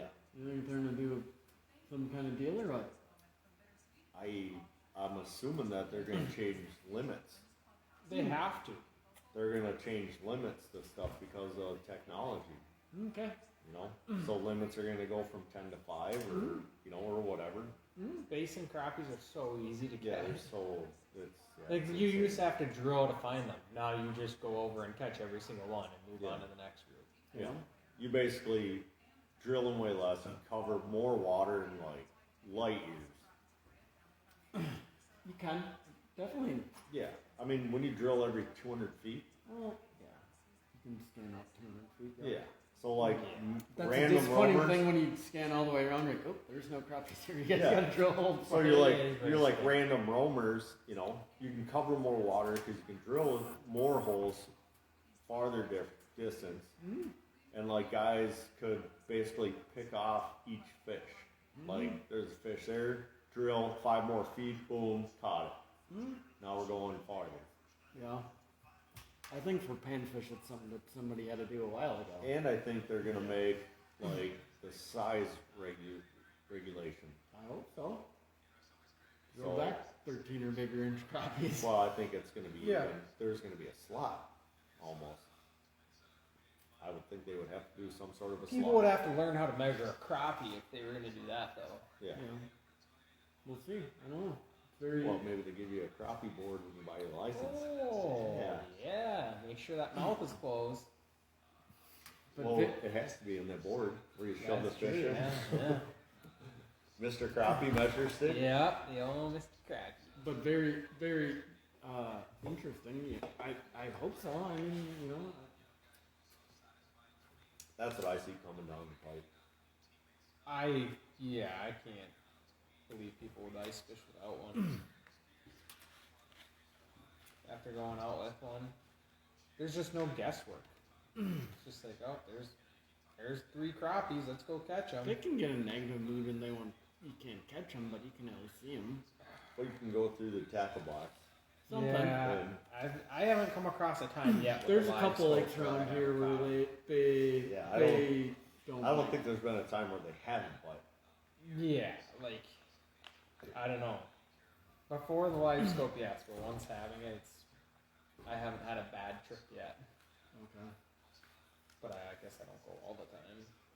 Yeah, I can say like on the river, like I told Trevor before, that there's a group of crappies that we knew were there that we could target, or me and Jude were there on the Mississippi River and we caught a bunch of big ones. But there's no way you could keep up with them. Like they're like, on the live scope, they're like That this, is hard they're like, when they are moving Yeah, like when that. they're moving around, it's hard. In shallow water and when they're constantly. this was moving. like a group 50 to 60 that were like, 12 to whatever, 14, 15 inches. Jude has a 16 from that spot, so I mean. in they're shallow big. water too. I mean, it's on the river. It's like Yeah. 6, 7 feet. So they get scared if you drill on them. I mean, you can't. Well, I don't know how the ice is right there. I don't drill in the ice right there, but All right. Interesting. it's a group of fish. Hopefully Juba will bring his boat over so I can finish rigging it. Maybe What does he this got? week. Yeah. He's probably got something. I think it's Active super target. set up. Has he got it? We bought a graph from Kyle the other day. Oh, he so- did. Did we put active target on this boat? He's got to bring it back. I'll get those spots. Yeah. Great. Oh, thank you, Shane. Shane's still watching this thing? What do you say? Number one viewer, he says Wapo got 3 pound average bags. Oh. Was that recent or 10 years ago? We'll give her a couple minutes. 3 pound. Yeah, back in the day it was 15 It says pounds. 3 pound average bags. Oh. Oh. Yeah. I think that was 10 years ago. Yeah? Now it's 2 pound average. I'm out on Wapo. 2 pound average bass and 9-inch average crappie. It says 5 years. Oh, 5 years, huh? Can he post a picture in the comments? You got to give him like a minute or two. Here, I got a picture of this crappie over here. I'll get it. Oh, that thing was so.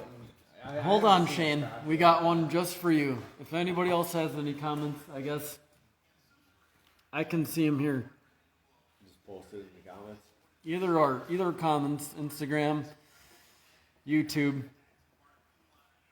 How many people you still got watching? 8. Oh, it's going down. It's going down. Well, it gets posted later on because it stays on YouTube. How many hours has it been going? A long time. It says 3 hours and 41 minutes. Oh. My gosh, You for guys the got a lot first to say. Stream. That's impressive, Stick. Are you gonna keep these going? If you guys want to do some more, like I said, I think that there's some great fishermen that I'd like to highlight. It's you guys. We could break it down into, Yeah, less time. well, I mean, like, we can categorize stuff, like electronics. Yeah, Talk if about that's what you want to electronics. do. Yeah, if you guys want in, I'm fine. Trevor's not so hot. Yeah, if you Well, got some stuff you want to say, yeah, We for can sure. talk about I feel like it's got to be a little Trevor's less PC. new boat. We get back it in the shop and go over Yeah, the for sure. walkthrough. Yeah. I can always just give you guys a camera and you can film some stuff and I can put it up too. All right, we're gonna need the Opal guard here. Guard. There you go. Just, Use the character. live Have you met stream. Opie before?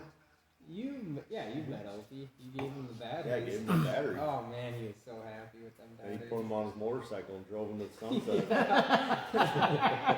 That sounds like Opie. yeah. I'm like, you gonna be able to drive that motorcycle carrying 2 batteries? Oh yeah. You figured it out. You did. There's always a way. I figured I'd see him driving down the road like this, but he's gonna drive full of handlebar. I just watched like 2 hours of that guy, and then there was some film footage of just him walking around with the camera and him just explaining stuff. It's like, hello, here we're going here. Nope, Trevor, we gotta get this. And he's just like, what play by play of everything that he was doing. Yeah. He's too nice of a guy to not talk trash Schneider as to where the tip up should be, but he's talked trash politely on the camera as to where the tip ups should be, that they were too deep. They probably were too deep. They were too deep. Him and I eventually moved them and they didn't go up. So Schneider knows that lake. What depth were you setting at? Tough. 2 foot of water. Well, I mean 20 foot of water for that tournament tomorrow. Are you gonna make it out there? At this rate, no. Okay. Number 1 fan, Shane. Do you have any questions for this guy, or anybody else? He wants to see. Oh, you're telling him what he wants to see? Yeah. What bait? You just want to bring the camera over there and Oh, go just through that, Nathan's boxes? if Shane wants to see the bait, I think we owe it to him. What bait? Shane knows the bait that he wants. Then to he see. doesn't need to see it. Okay. All right, Shane. I tried. Got it. Okay. I It's was wrong gonna walk anyway. away. We already heard about it. Yeah, that's true. It's not the right, correct. Oh, but I do have a bag of the other baits. Oh, we could show that. We got options. Yeah, we got options. Nice. Yeah, that was a good show. Glad we worked out the. Well, I'm glad you got it figured out. The audio. It's on me. I don't know how to do Probably it. would have tripled your viewers by having it done earlier. Yep, for sure. Yeah. A lot of people are like, Yep, totally understandable. Yeah, no, I thought it went good. Now you gotta get the Kyles on. We'll work Shane's on that. To our boy, he says, anyone need a silver cab? not that. Yep. You gonna help me walk 100 feet? Yep. Right.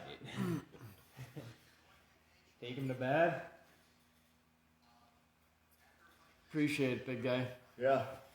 Yeah, that's Give it a couple last minutes. If there's anything else that anybody's got to say your piece.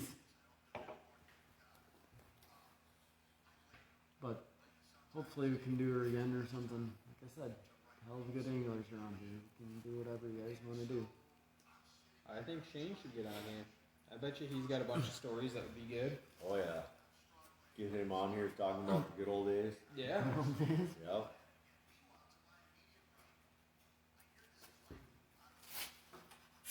There'll be some trash talk for the greenhorns and all kinds of good stuff.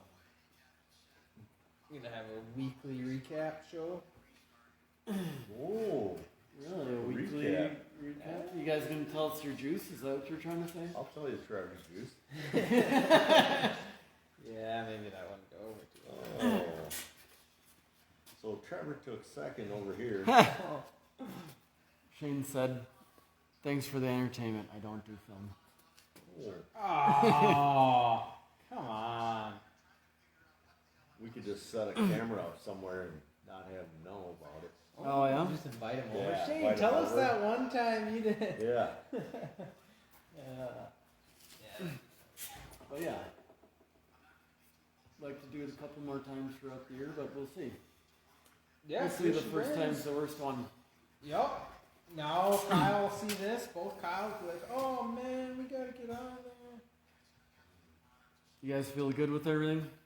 Yeah. Yeah, I'm good. Thanks for watching, Yup. everyone. Thank you, everybody. Till next time. Till next time. Low The man. The man. The legend. Legend. The man. Ah, moving up. Deuces. Oh. Wow. I like it. What was your nickname? A.K.A. the kid. The kid, the silent assassin. The Silent Assassin. Oh man. That